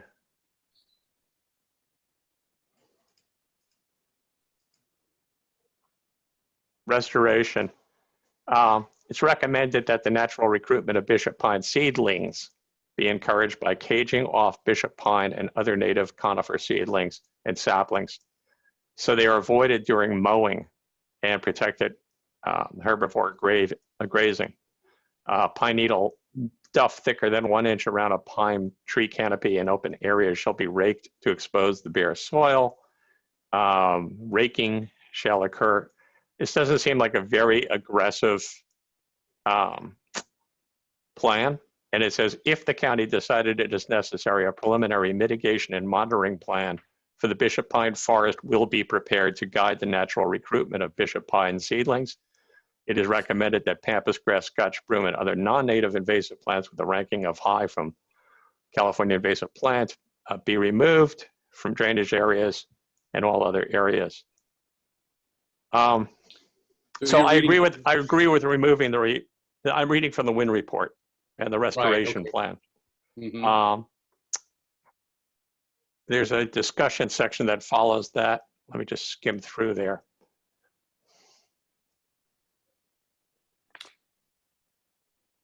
The MVR directly impacted the Bishop pine forest and may have indirectly impacted pine grass meadow and ephemeral streams due to proximity of the impact. Approximately 90% of the bishop pine trees were removed without coastal development permit due to trees dying from disease and other factors. I'd like to know what those other factors were. Pine seedlings should be removed to discourage competition. Oh, it says Monterey pine seedlings should be removed. I think those are bull pines. Maybe not. Should be removed to discourage competition from non-native trees.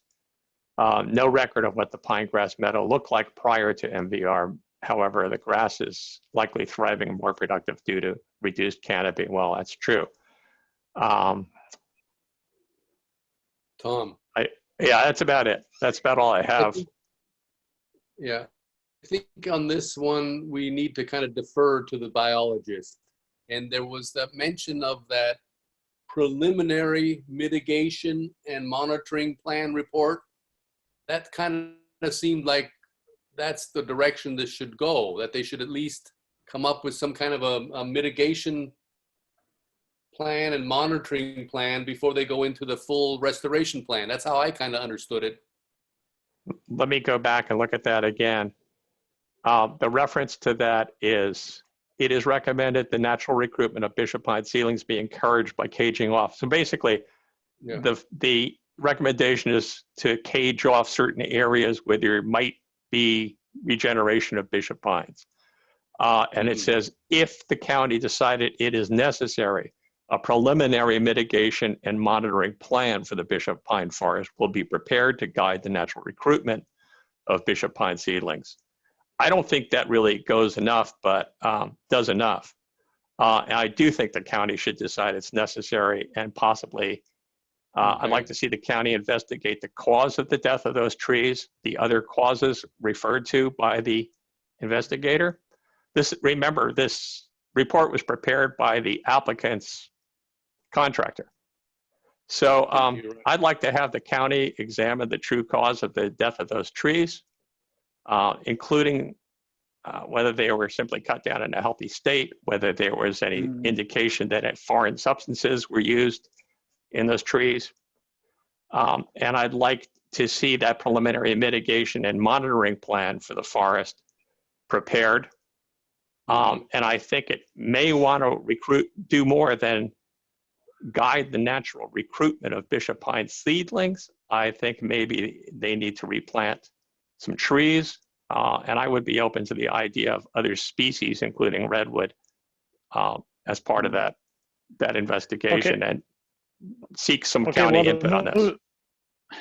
To move this along, why don't we just make a motion to that effect, Tom? I think that sounds very reasonable. Okay. So I like that part of the motion, Tom. I could make a motion to the other part of it, okay, which has to do with the house. Why don't you go ahead and do that, and I will second for discussion, and we'll see if we can come up with an agreeable language, and I'll write something up as we do it. Okay, and it would be on our page 1 of our coastal development application. Recommended conditional approval is how I would probably check that box. And I would just make a motion to approve coastal development permit number 2020-0003, provided applicant can provide evidence to Mendocino County that it is abiding by the conditions of the coastal development permit. That is, removal of the unpermitted kitchen, removal of the 3 unpermitted bedrooms, and doing so by obtaining a demolition permit, and also by obtaining a building permit and/or a demolition permit for the solar array and greenhouse. That's dealing with the home aspect of this coastal development permit. Sounds good to me. Okay, can you go over that one more time so I can fill in some blanks here, Robert? Approve the coastal development permit number, et cetera, provided applicant can provide evidence it's complying to Mendocino County that it is abiding by the conditions of this CDP, that is removal of unpermitted kitchen, removal of 3 unpermitted bedrooms by either obtaining a demolition permit, and by obtaining a building permit and/or demolition permit for the solar array and greenhouse. By the way, does anybody know whether this entire house or large parts of it were basically built without a permit? That all appears to be fine per the county. It was built legally, accordingly. It's Oh, just it that there was. were these alterations made later on or fairly recently where they turned it into 2 houses and made it into a rental of some sort Oh, okay. on Airbnb or something like that. I'm just from hearsay. Before the Holberg Olson, the two of them died, Ole and his wife. Their son was living in the basement with his wife, taking care of the 2 older parents. And then when they died, the sons inherited, and of course one son did die. So the other son is now owning it. I don't know when the trees were cut, etc., but I do know that the house was then accommodated for the wife and son in the basement, and the mother and the father living up in the top part of the house. So that's all that I know about it. I've been in the house. It's very nice. And I was friends with the lady at the house. Okay, Mary, thanks. Anything you can add to that motion or second it, anybody, for further discussion? I will second for discussion, and I'm trying to come up with some language on the screen live here to add to that motion. Maybe you can Okay. help me. So if you're part of it up at the top in very rough words here, and then I would add, per the biological report, the county require a preliminary mitigation and monitoring plan for the Bishop Pine Forest to be prepared to foster Bishop Pine seedlings. Oh, shoot. Or could you just say per the recommendations of the Wind Coastal Planning? No, I want to go farther. No, okay. Replant, Okay. replant the forest with young trees and consider So let's- other species as such as redwood to be mixed into the area. Further, we ask that we advise the county to further investigate the cause of the deaths of so many trees. And I'll just say the 29 trees.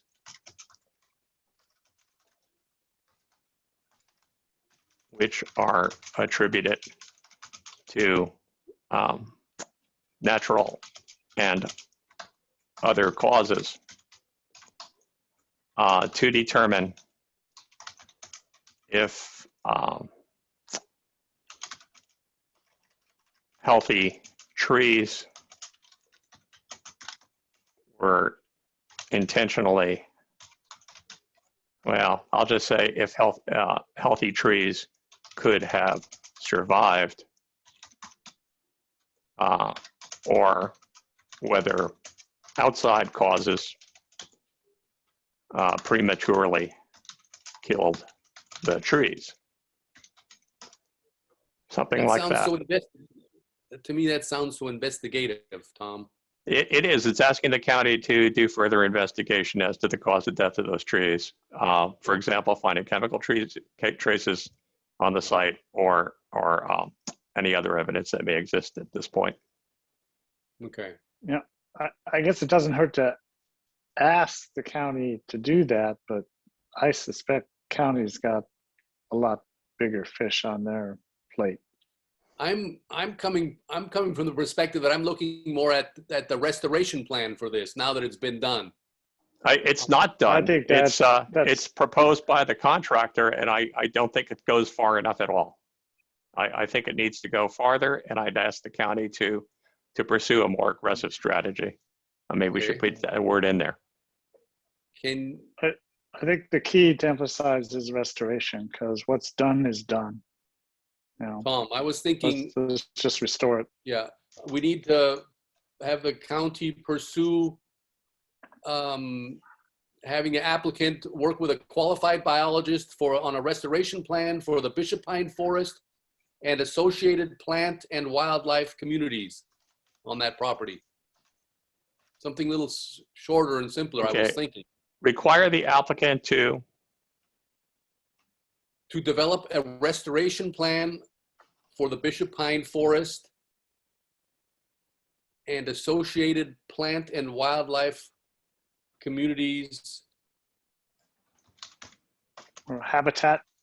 or habitat, yeah, on the property to be implemented, undertaken, you know, by a qualified biologist that the county accepts. That's kind of where I'm coming from. This, in addition to the house issues.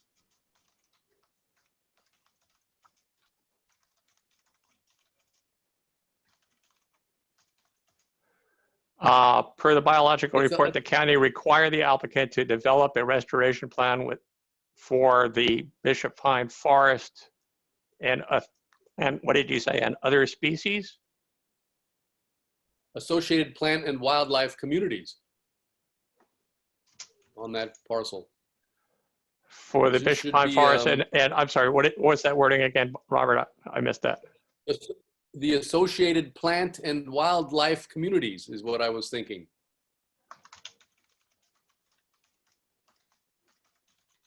And council member Hess said habitat. I wrote down plan for the wildlife habitat on the property by a qualified biologist the county approves. Right. I pretty well got it word for word. You did? Okay. I still want the county to, I'd like to get the words more aggressive in there. A more aggressive restoration plan. This really seems like a soft plan to restore this property, relying on present seedlings to grow in a fenced area is not enough in my book. They need to look at the idea of planting some trees, some saplings, and get the thing growing again. This is an illegal removal of tree, or allegedly an illegal removal of trees, and I think it needs to be aggressively reversed. Mm-hmm. And I hear you. I agree.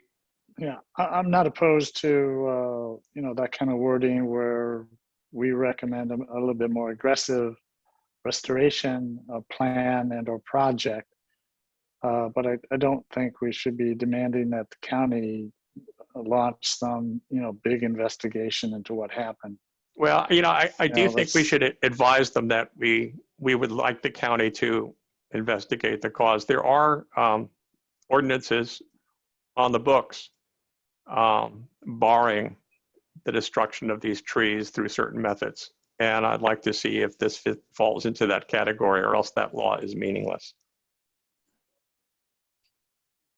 Yes, and excessive vegetation removal requires a permit from the get-go. And this was deemed as excessive vegetation removal by the county and without a permit. So that's what they're doing, is they're trying to get an after-the-fact permit. Well, you can get an after-the-fact permit if you do a restoration plan, Mr. Applicant, is how I look at it.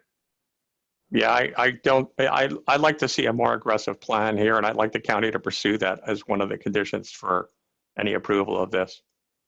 Mm-hmm. Okay, so how do we word that second part of the motion then? As you mentioned it? Mary, are you taking notes, and do you want to try something? You're on mute.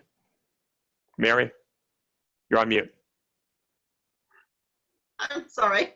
I have your preliminary plan for the forest, the Bishop Pine Forest, to be replanted with young trees and consider other species such as redwood to be mixed into the area, and further advise the county to further investigate the deaths of 29 trees that are attributed to natural and other causes to determine whether healthy trees could have survived, and whether outside causes Let's drop that middle phrase there and just go to determine whether outside causes. Okay, outside causes, okay. Or whether outside causes, that's a dangling. Prematurely killed the trees. Period, okay. Yeah.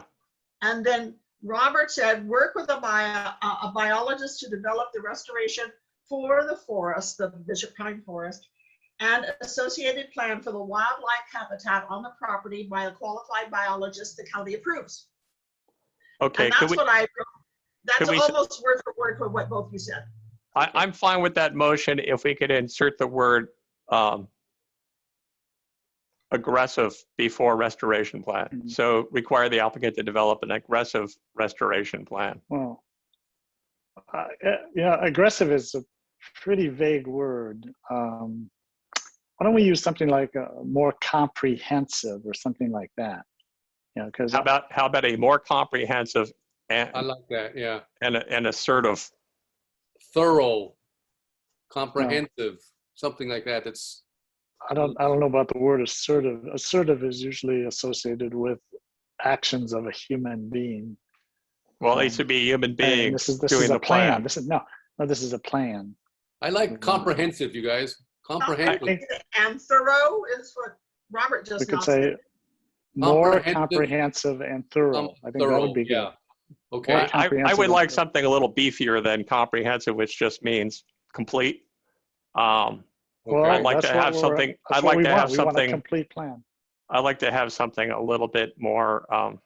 We'll come up with another word other than aggressive. What would be something? I tried aggressive, assertive, a more ambitious. I like that. Ambitious, maybe that. Yeah, that could work. More ambitious. And thorough. Yeah. A more ambitious. Why do you say comprehensive. a more ambitious and comprehensive? Yeah, okay, there. That works. Ambitious. And, Okay. and also this more ambitious and comprehensive plan, this is going to be done by the owner, correct? It's not going to be done by the county. No, the owner has to do this to get. That's right, yeah. Okay. It would be undertaken by the owner with a qualified biologist approved by the county. And then it would have to, if approved by the county, if required by the county, it would have to be carried out by the owner. Right, okay. Now, Lars has to do this before, I guess, the escrow can close. Because I don't think the county will approve the escrow closing until it does. Well, the county doesn't have any say in the escrow closing. I think the buyer is probably wanting to see this violation removed before they purchase it outright. Yeah, I would. If I'm going to purchase a property, I wouldn't want any violations that I would have to deal with. Sometimes So do we have a motion now, pretty much? Mary, could you read that back, please? Move on. Yeah, we have a two-part motion in a way, don't we? Yeah. All right. This is how it goes. Hang on just a moment. I just realized that Melissa is no longer with us. Well, there was also another almost first part to this.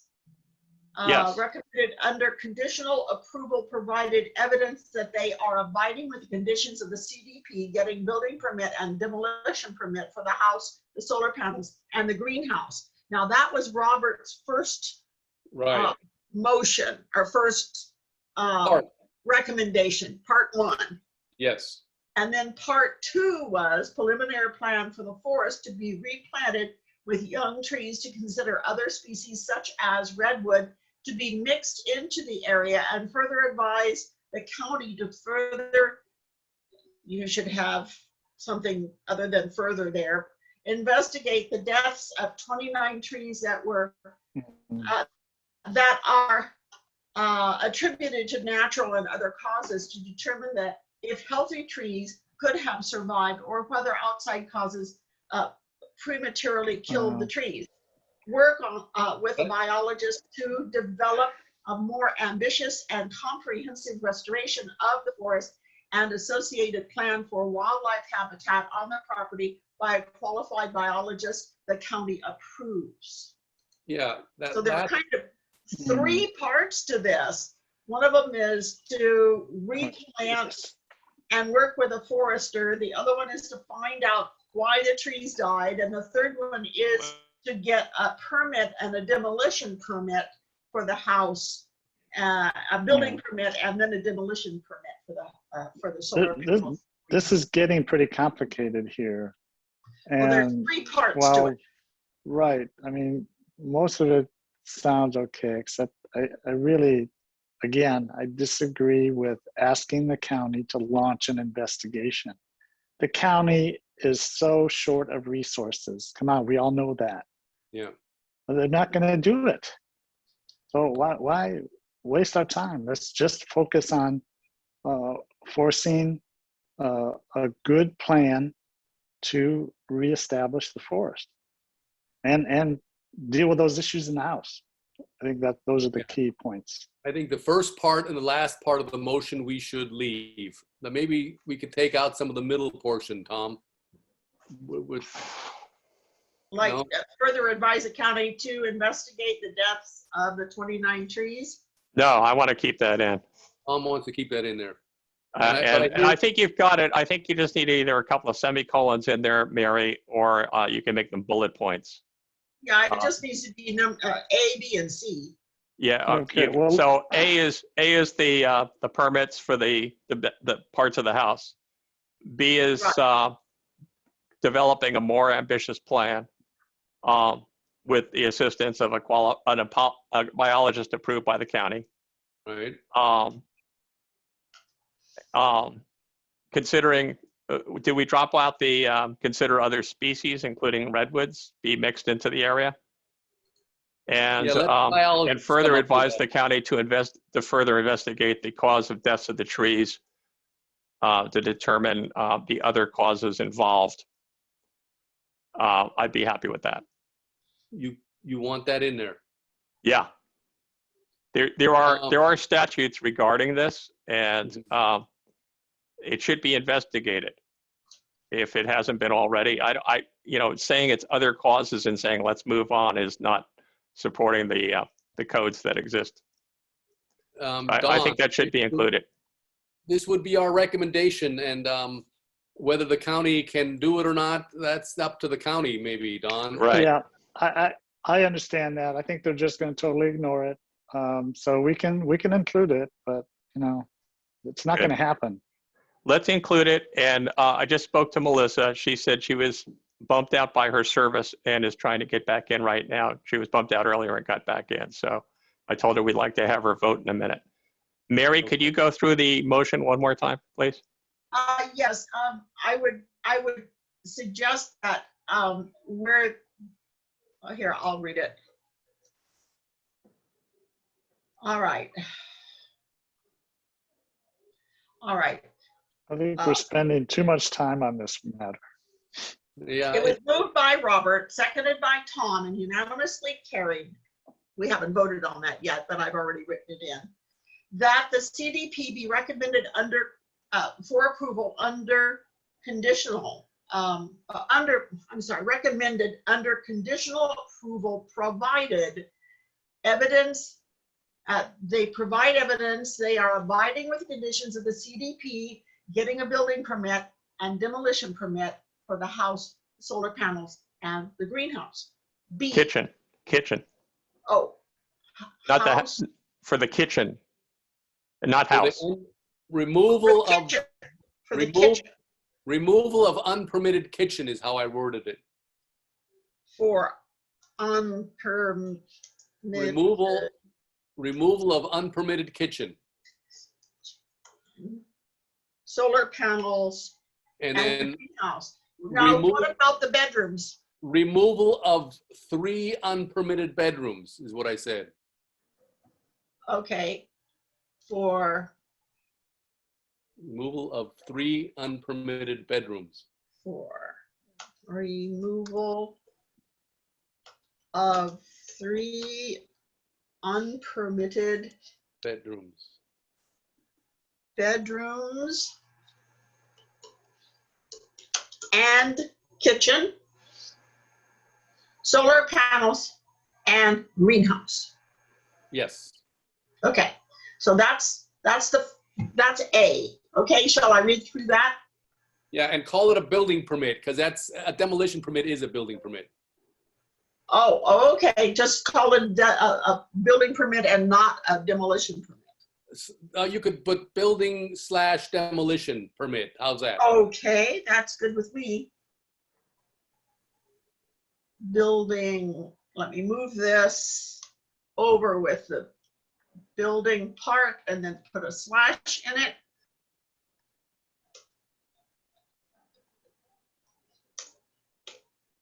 Okay, provided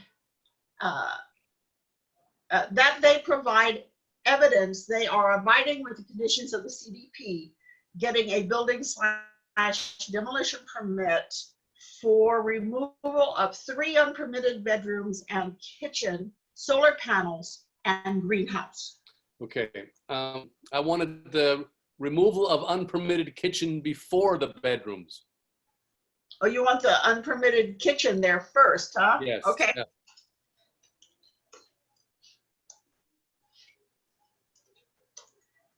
Kitchen and bedroom.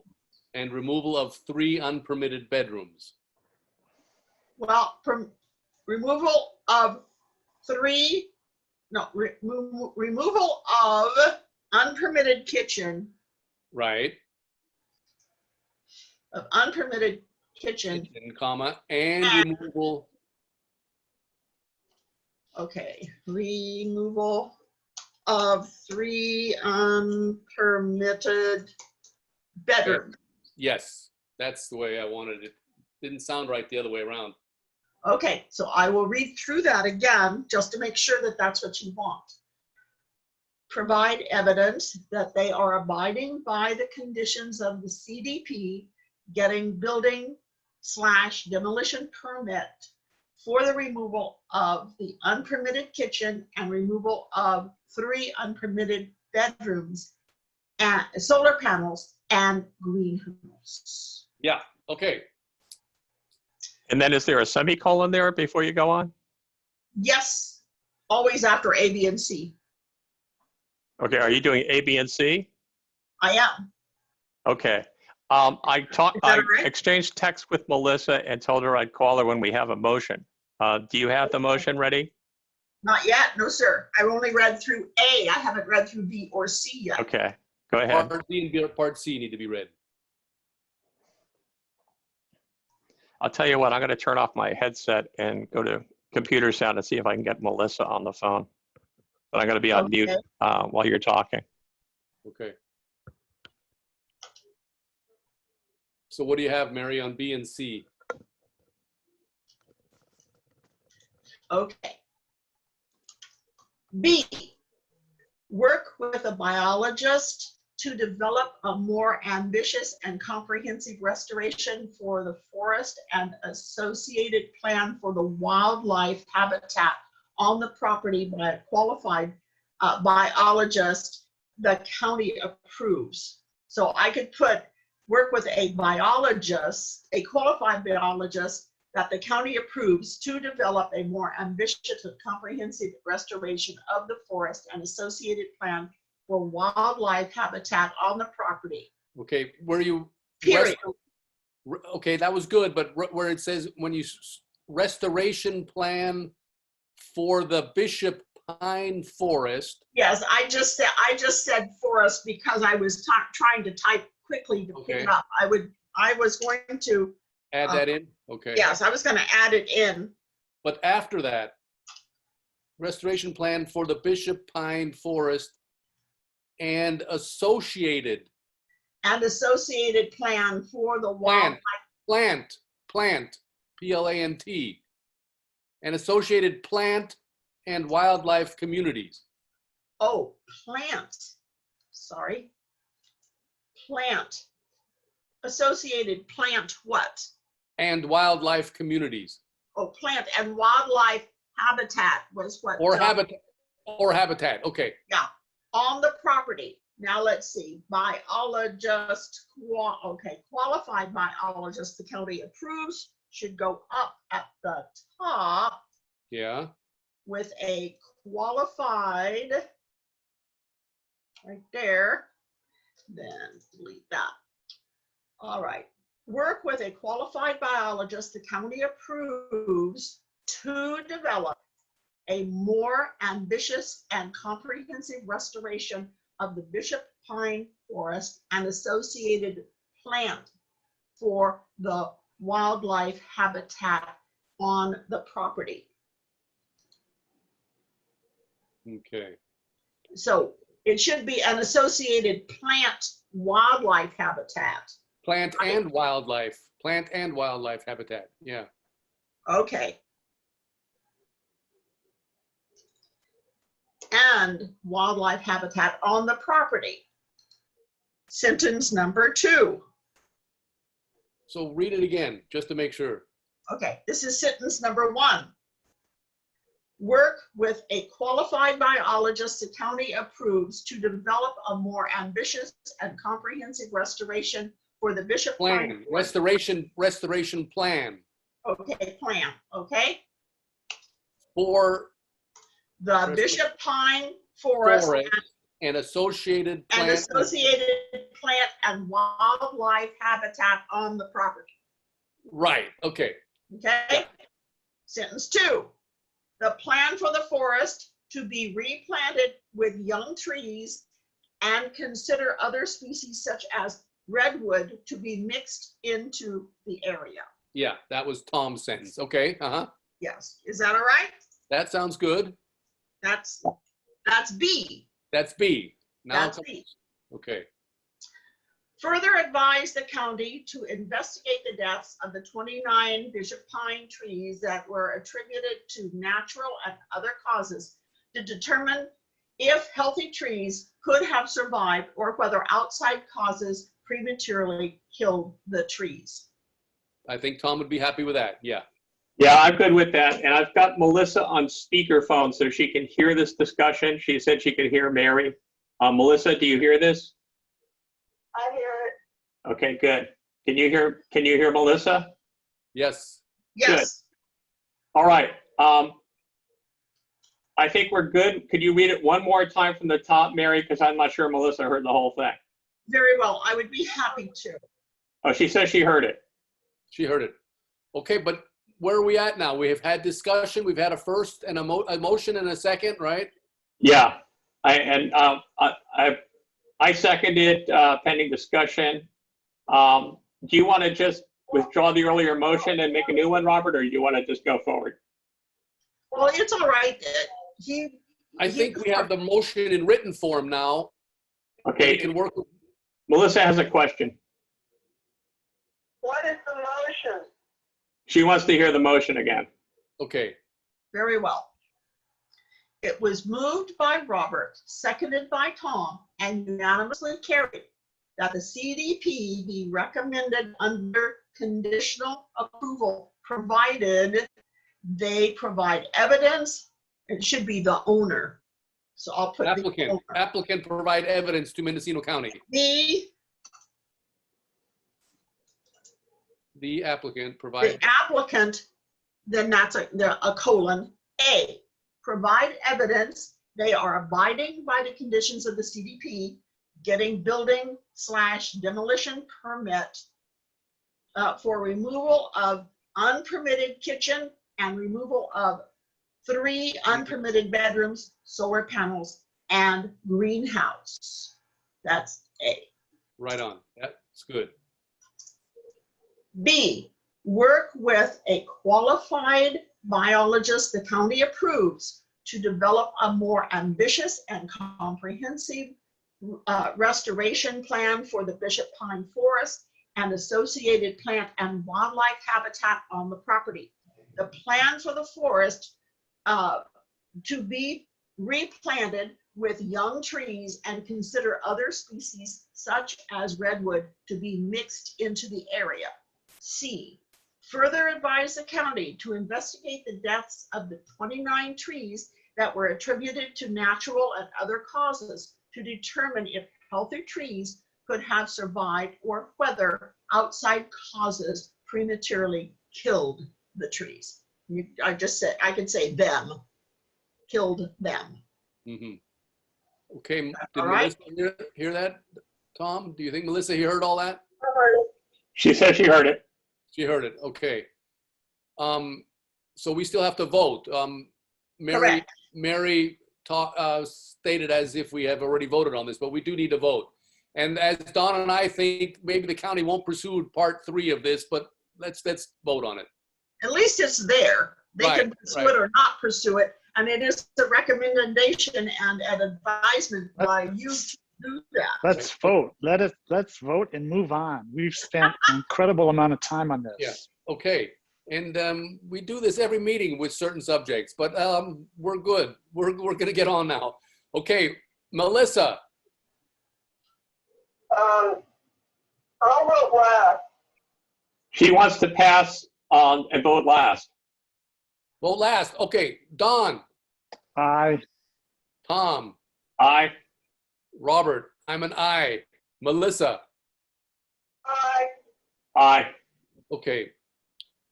Okay, so we are unanimous on that verbiage of a 3-part motion, okay? And who's going to write the letter?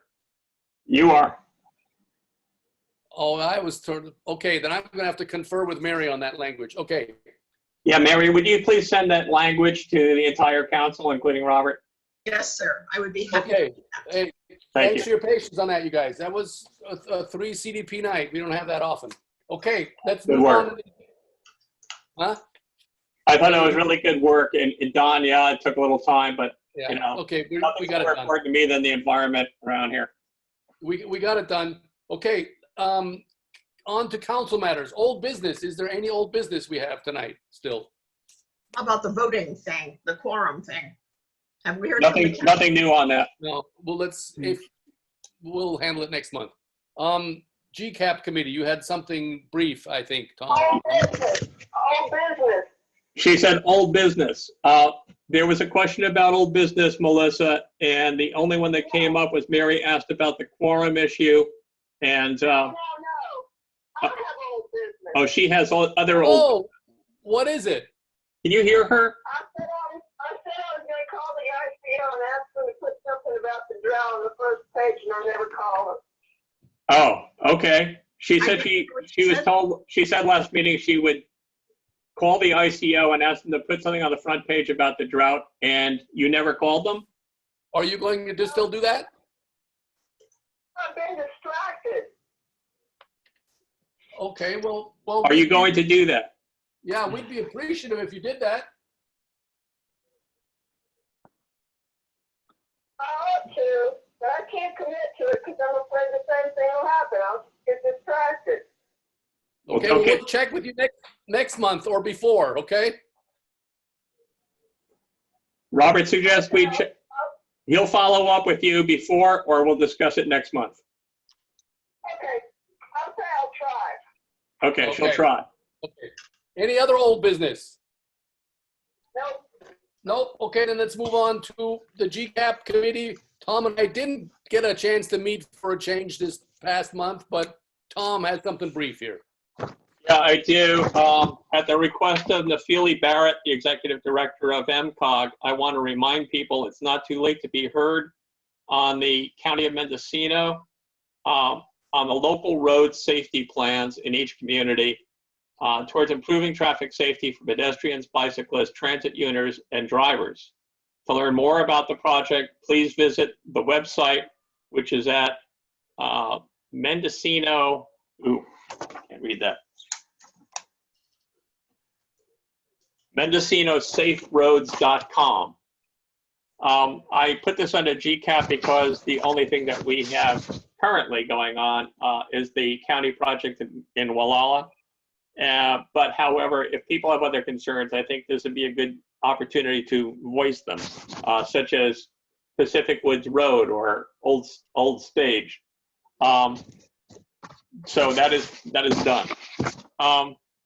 I have nothing new on GCAP itself this month. Robert and I did not only not meet, but we haven't not heard from Caltrans. And I would like to suggest that the council ask Caltrans to respond to this matter and let us know the status of the assessment they were conducting on the 3 new ideas that came up that we discussed at length last month. Right, last month that we did. So in lieu of just Robert and I asking about that, I'd like the whole council to ask them to advise us as soon as possible on the status of that assessment. Is that Should we okay? do that between now and the next meeting, Tom, or? I would by say the- as soon as possible.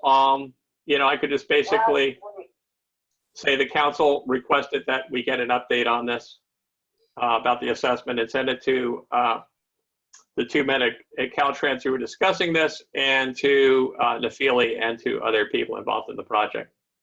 Are you okay with that, Don and Melissa, if we do that as the GCAP committee? She Okay. says yes. Okay, we'll do that. Don, you okay too? Oh, yeah. Yeah, have Okay. the committee do it. I think that's Okay. fine. Okay, But on, So- on behalf of the council. on behalf of the council. Yeah, exactly. On behalf of all of us. Okay, great. Okay. I have nothing so else.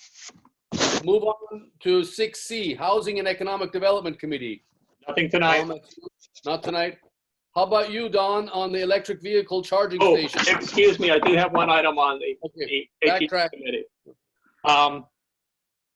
I understand that escrow is closed on Whalers Village, and the new owner plans to pursue the idea of converting it to a boarding house to help relieve the housing crisis in Gualala for worker housing. Where is Whalers Village? Whalers Village is at Ocean Drive, just below the event, just below the project we talked about earlier. Well- Whale Watch. I'm sorry, Whale Watch. I forget Point the name of Landing. it. Hill Point Landing, Whale Watch Landing. Whale Point Landing. Well, okay, I get it. I saw it still in escrow, Tom, so it hasn't closed yet. It closed. Okay, I'll check it tonight. Okay, So just an update for the council. That's the only thing I had. okay, that would be a good place to put housing, as you and I talked about. Okay, thank you. On the 6D, electric vehicle charging station, Don? Yeah, I have nothing new to report this month. Till next month, okay. Yeah, we're still waiting for some information from MCOG. Right, okay, thanks. How about on the telecommunications committee? Very briefly, we had about just under 50 views for our meeting last month. The Calneva broadband situation, you'll remember that last September, they were going to shut down service. And we have now gotten confirmation that the ownership has shifted to a new partnership and the service will continue. So I want to thank everybody involved, including Tom Gallardi, the CEO of the company, who was losing money on that deal, to keep it going. He kept it going through COVID crisis to make sure people had broadband access, which is vital for everybody. And the third item is I was requested to give input to the Westport MAC on rebuilding their website. And I did that, and they're very happy now. So they're going to probably going to be pursuing a site something like ours, but with WordPress.com. All right, Tom, great. Okay, well, thanks for that. Who'd ended up buying it? Calneva. Yeah, I don't have the name in front of me. There was an article on the ICO last week, last week, that in which I was quoted that that explained that situation and named the new owner. It's a very similar sounding name, but it is a different coalition. Instead of being based in Southern California, it's going back to a coalition based in Nevada. I'll look at that. Or Nevada City. Okay, I know Don and I have been extremely busy, Don especially with his Oakland project, but I don't know where our status is of the water forum at present. Don, I mean, you went to a great class you told me about, but what do you think? Do you think you can pull it off still this month? That's a good question. I don't know. We may have to push it to July. However, the good news is, you know, because of my participation in this water course, which is put on by UC Davis, I've come in contact with Dr. Helen Dahlke. I'm not even sure if that's the right pronunciation. She's German, Robert. How do you spell it? So it's Dahlke. Dahlke, yeah, Dahlke, okay. Dahlke. Anyway, she is phenomenal. I mean, the command of the subject that she demonstrates is really impressive. She's an associate professor in integrated hydrologic sciences at UC Davis. She's got a PhD. Wow. And you know, I've sat through a couple of her presentations now in the course, and I think of all the instructors, I like her the best in terms of her command of the subject matter, how she presents the material, everything. And she has expressed an interest in participating in our water forum. Okay. So it's just a matter of, you know, coordinating timing with her schedule, for example. Although it looks like in the summertime, she's fairly available because, you know, she doesn't have her normal teaching commitments. So, you know, I think that's where I'm at in terms of, you know, finding a qualified participant to provide really a science-based analysis of our situation in our watershed, the drought, climate change. She nails all these subjects. Wow. Well, we have to get together again, you and I, at some point when you get back from Oakland, or once you got that under wraps down there. Okay. Yeah. Okay. Okay. For sure. Good. I'm not sure what G's all about. Other than that was the THP that you discovered, Mary? Yes, they sent me 2 THPs. One of them was in on the South Fork, in the riparian area, I do believe, and the other one was in the North Fork, way high up by the dump. I looked at the locations of those a little more closely, and the one on the North Fork is in the very, very far north of our area, if it's in our area at all. So I put it on the agenda to see if the council wanted to review it or not, and to determine if we want to assign that. The other one, I think, is out of our area. If they affect our water, they affect us. That's our area. Well, you're welcome to volunteer for this one, Melissa. Well, it says I don't within. know anything about this stuff. I mean, how to find it, how to go at it, how to look at it, how to look it up. We can give you that information. Trust me, it'd be easier to do it yourself than try and show me how to do it. I don't believe that. I know how good a researcher you are. It's on, when I sent out the THPs, the access code and link to their website is always on that information. And so you look up where I sent those THPs in that email of mine, and you will see the link to the CAL FIRE site that shows all the THPs. I think we should all look at it a little bit closer. And then you can reference those THPs by number on that site. My best bet for looking up anything is to look and see if Fogger's interested in it. If Fogger's interested in it, I think we should be interested in it. If Fogger's not interested in it, I really question whether it really has anything to do with our water or not. Yeah, let's determine that first of all, if it's within our jurisdictional area, and if we think, or if we can contact somebody at Fogger to see if they're looking into it. Okay. Yeah, that's my suggestion. Don't reinvent the wheel. I'm not going to reinvent the wheel. Fogger's got our water source covered. Okay, but still, let's review them. Let's review what Mary sent us. Okay, so that's all on that item, 6G. Mary, you have your report, which I already sent in, but go ahead and read it to us.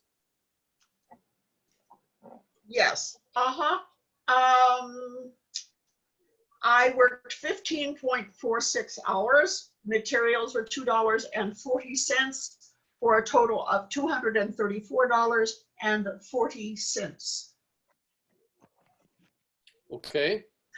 Robert, could Yeah. I also request a closed meeting regarding employee information at some time? Regarding employee information, okay. Yes.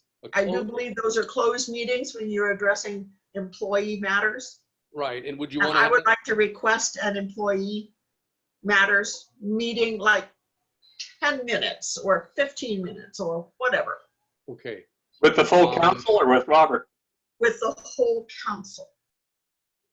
Because you would have to vote on what I request. Okay, you'll have to talk. I think the right procedure would be to discuss that with Robert offline, and he can declare a special meeting for that. Very well. Thank you Okay. very much. You I have discussed it once lightly with Robert when I was in his office. So I will refresh his memory and then we can go from there. Thank you, Tom. Okay, we'll do that, Mary. Thanks, Mary. Thank you. Okay, Vice Chair Murphy's report. In the interest of time, I'll pass tonight. I'll do the same. We were very patient tonight, all of us. So we had a lot of stuff to cover on these 3 CDPs, with the last one being the most involved. So thanks again. I went to the mail today. I did not find anything in the mail, so there are no new CDPs at this time for anyone. Okay. I didn't see any online either. Okay. Okay, Yeah. so you can take I it deep. always check on Thursdays, always check the mail to Yeah. make sure that there's nothing in there for you guys, because that's primary for this meeting. Right. If there's something there that needs to be assigned, it should be assigned. Okay, we can take a deep breath between now and July's meeting and get caught up with certain things here, okay? Unfortunately, July's meeting is the 1st of July, not near the 4th. Okay. So Tom and I will try to get together, Don and I will try to get together, and we'll look up those THPs a little bit. All right, Okay, Mary, anything else? Melissa had a question. Are we going to meet on July 1st? Yes. She wanted to know if we're meeting on July 1. Y'all are going to have to bribe me to go to that meeting. My birthday. July 1st? It's not the 4th. It's my birthday. July 1st? Oh, it's her birthday. Oh, boy. We're going to have to bribe her. I cannot do it the following Thursday. Okay. Let's just Can we sing her happy birthday? how about if we bribe you with the song, Melissa? Happy birthday. What do we decide on here? Well, it depends on our business load here too. I mean, we know we got some things we're behind on, like the water forum, but maybe we can postpone it to a different day other than a Thursday, Tom. Why don't we I'll make a motion that we dismiss this meeting. not yet. Well, what about July 1st, Melissa? Y'all can bribe me. We'll meet on the 1st. Okay. He says we'll meet on the 1st and we can adjourn the meeting. She's making a motion to adjourn. I second. You solved it, Melissa. You got a second? Okay, we adjourn. Melissa, you want to adjourn? I'll make a motion that we adjourn. That's the word, adjourn. Adjourn. Second. Okay. Tom seconded. Okay, I'm taking a vote. Melissa? Melissa, aye? Aye. She says yes. Don? Aye. Tom? Aye. Robert? Aye. All right, we've done it again, guys. Thanks again for your Okay. patience. 45. All right, thanks very much. That's still a pretty early meeting, so thanks everybody and good night. Okay. Be well out there, Okay. Don. Hey, Don, good luck in Oakland, okay? Okay, it's on the market, Robert. I'll look it up, okay? Okay, yeah, I'll send you a link to it. It's pretty amazing. Sounds great, okay. See you guys. All right, talk to you Have a later. good night. Good night, everybody. Good Thanks night, for your everybody. help tonight, Bye. Mary. Good job, Mary. Thank you. All right, Yeah, take care. You too. And send me that motion, Mary. Okay, bye, you guys. Bye.